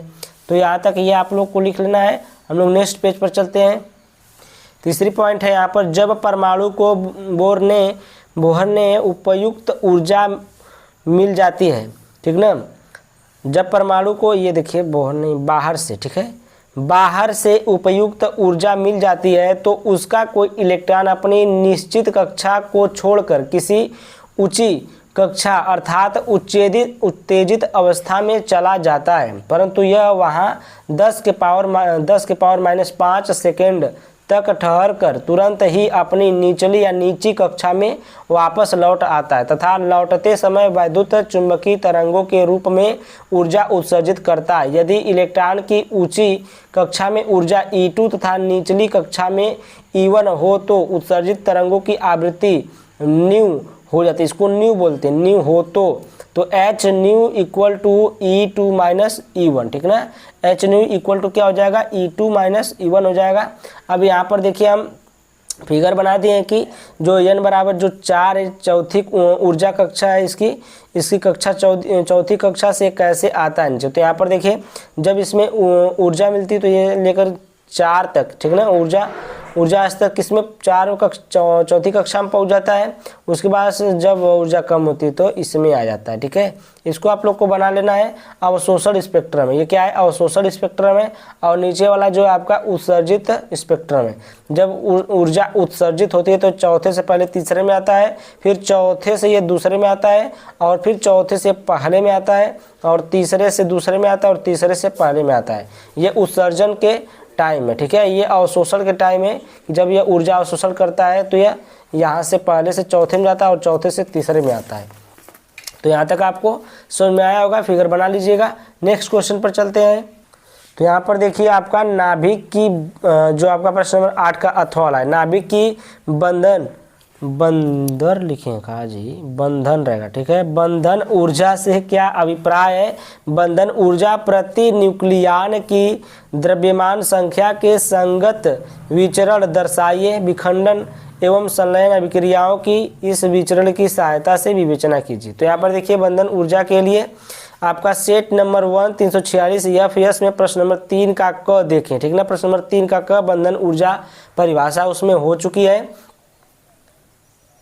देखिए यहाँ पर है नाभिकी की द्रव्यमान क्षति या यहाँ पर नाभिकी की बंधन ऊर्जा, ठीक ना। बंधन ऊर्जा है तो किसी नाभिक की बंधन ऊर्जा वह बाह्य ऊर्जा है जो नाभिक के न्यूक्लियनों को परस्पर अलग अलग करने के लिए आवश्यक होती है, ठीक ना। किसी नाभिक की बंधन ऊर्जा वह बाह्य ऊर्जा होती है जो नाभिक के न्यूक्लियनों को अलग अलग करने के लिए क्या होती है, आवश्यक होती है। उसको हम लोग क्या बोलते हैं, बंधन ऊर्जा बोलते हैं। तो ये हो गया, आगे चलते हैं हम लोग। अब इसमें बोला है कि बंधन ऊर्जा प्रति न्यूक्लियन की द्रव्यमान संख्या के संगत विचरण दर्शाइए। तो यहाँ पर देखिए हम लोग एक फिगर बनाए हैं, ये NCERT बुक से लिया गया है फिगर को, ठीक है। तो यहाँ पर देखिए जो ये हाइड्रोजन है, हाइड्रोजन का जो दूसरा नाम होता है, क्या नाम होता है, ट्राइटियम ड्यूटेरियम, ठीक ना। तो यहाँ पर जो ये हाइड्रोजन है, या हाइड्रोजन की ऊर्जा यहाँ पर बढ़ी और फिर यहाँ से बढ़ करके ये लिथियम है, लिथियम पहले यहाँ से घटा, फिर ये हीलियम है, ये देखिए हीलियम है, फिर घटा लिथियम पर, लिथियम गड़ा ये नाइट्रोजन पर, नाइट्रोजन से घट के ये आया, ये देखिए कार्बन, कार्बन से ये ऑक्सीजन, ऑक्सीजन से फिर यहाँ पर ये देखिए आया सल्फर, सल्फर की बंधन ऊर्जा। और ये इसकी सबसे ज़्यादा आपकी ये होती है Fe की बंधन ऊर्जा, ठीक ना। सबसे ज़्यादा किसकी होती है, Fe की, आयरन की बंधन ऊर्जा होती है, ठीक है। फिर ये कांस्टेंट हो गया, ठीक है, कांस्टेंट होता गया।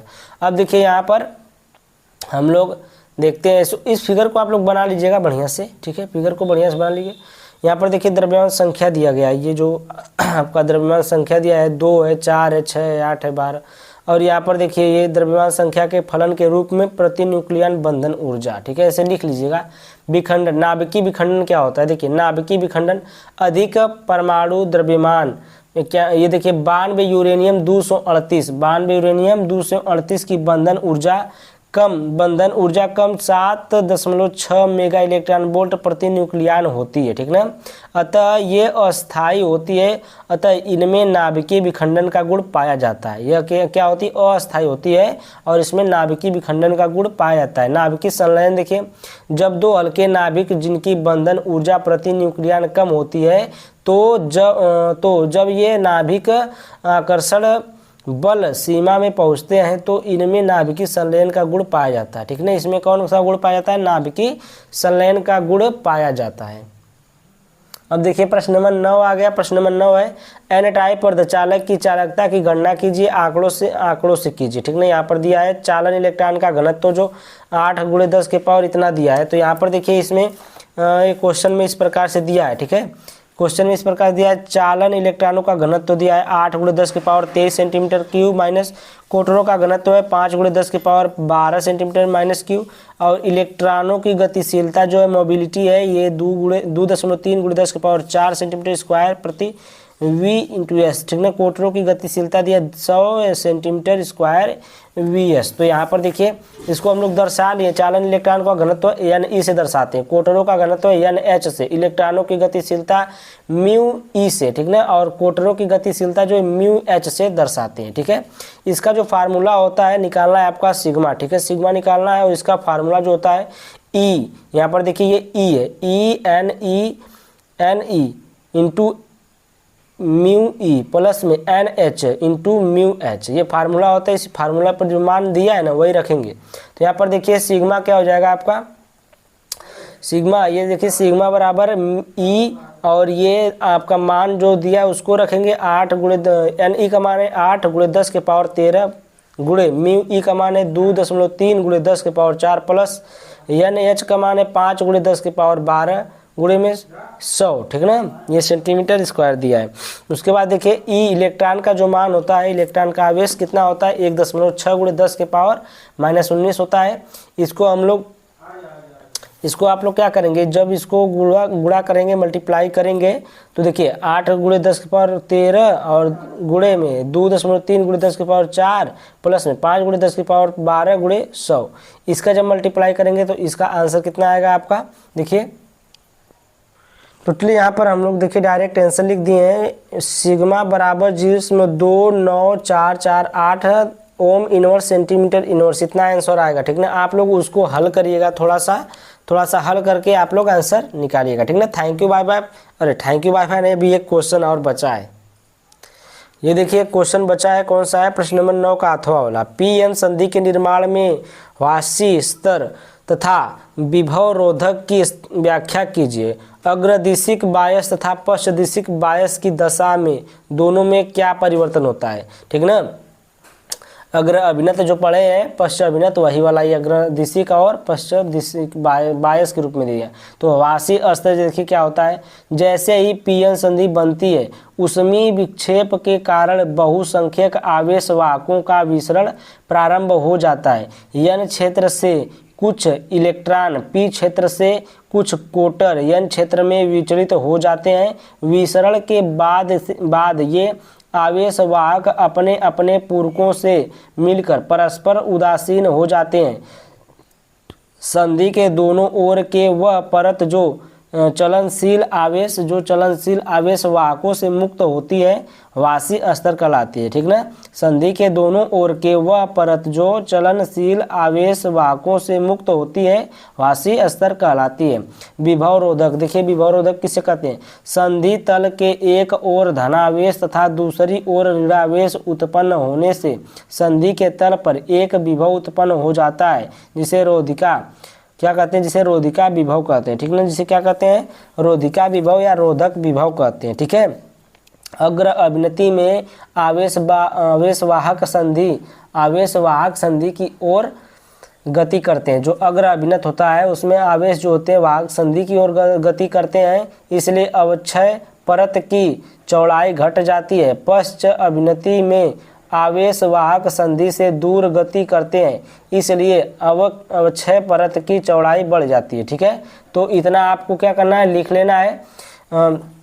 इसमें आपको देखिए ये पश्च अभिनत में आवेश वाहक संधि से दूर गति करते हैं, इसलिए अवक्षय परत की चौड़ाई बढ़ जाती है। ठीक ना, इसमें क्या होता है, अवक्षय चौड़ाई क्या होती है, घट जाती है, और इसमें अवक्षय परत की चौड़ाई बढ़ जाती है। ठीक है, तो यहाँ तक आपको पूरा आपका ये सेट नंबर 2 जो था भौतिक विज्ञान का, ये आपका कंप्लीट हो गया, और इसमें कोई भी एक भी क्वेश्चन नहीं छूटा है, हर क्वेश्चन कराए हैं।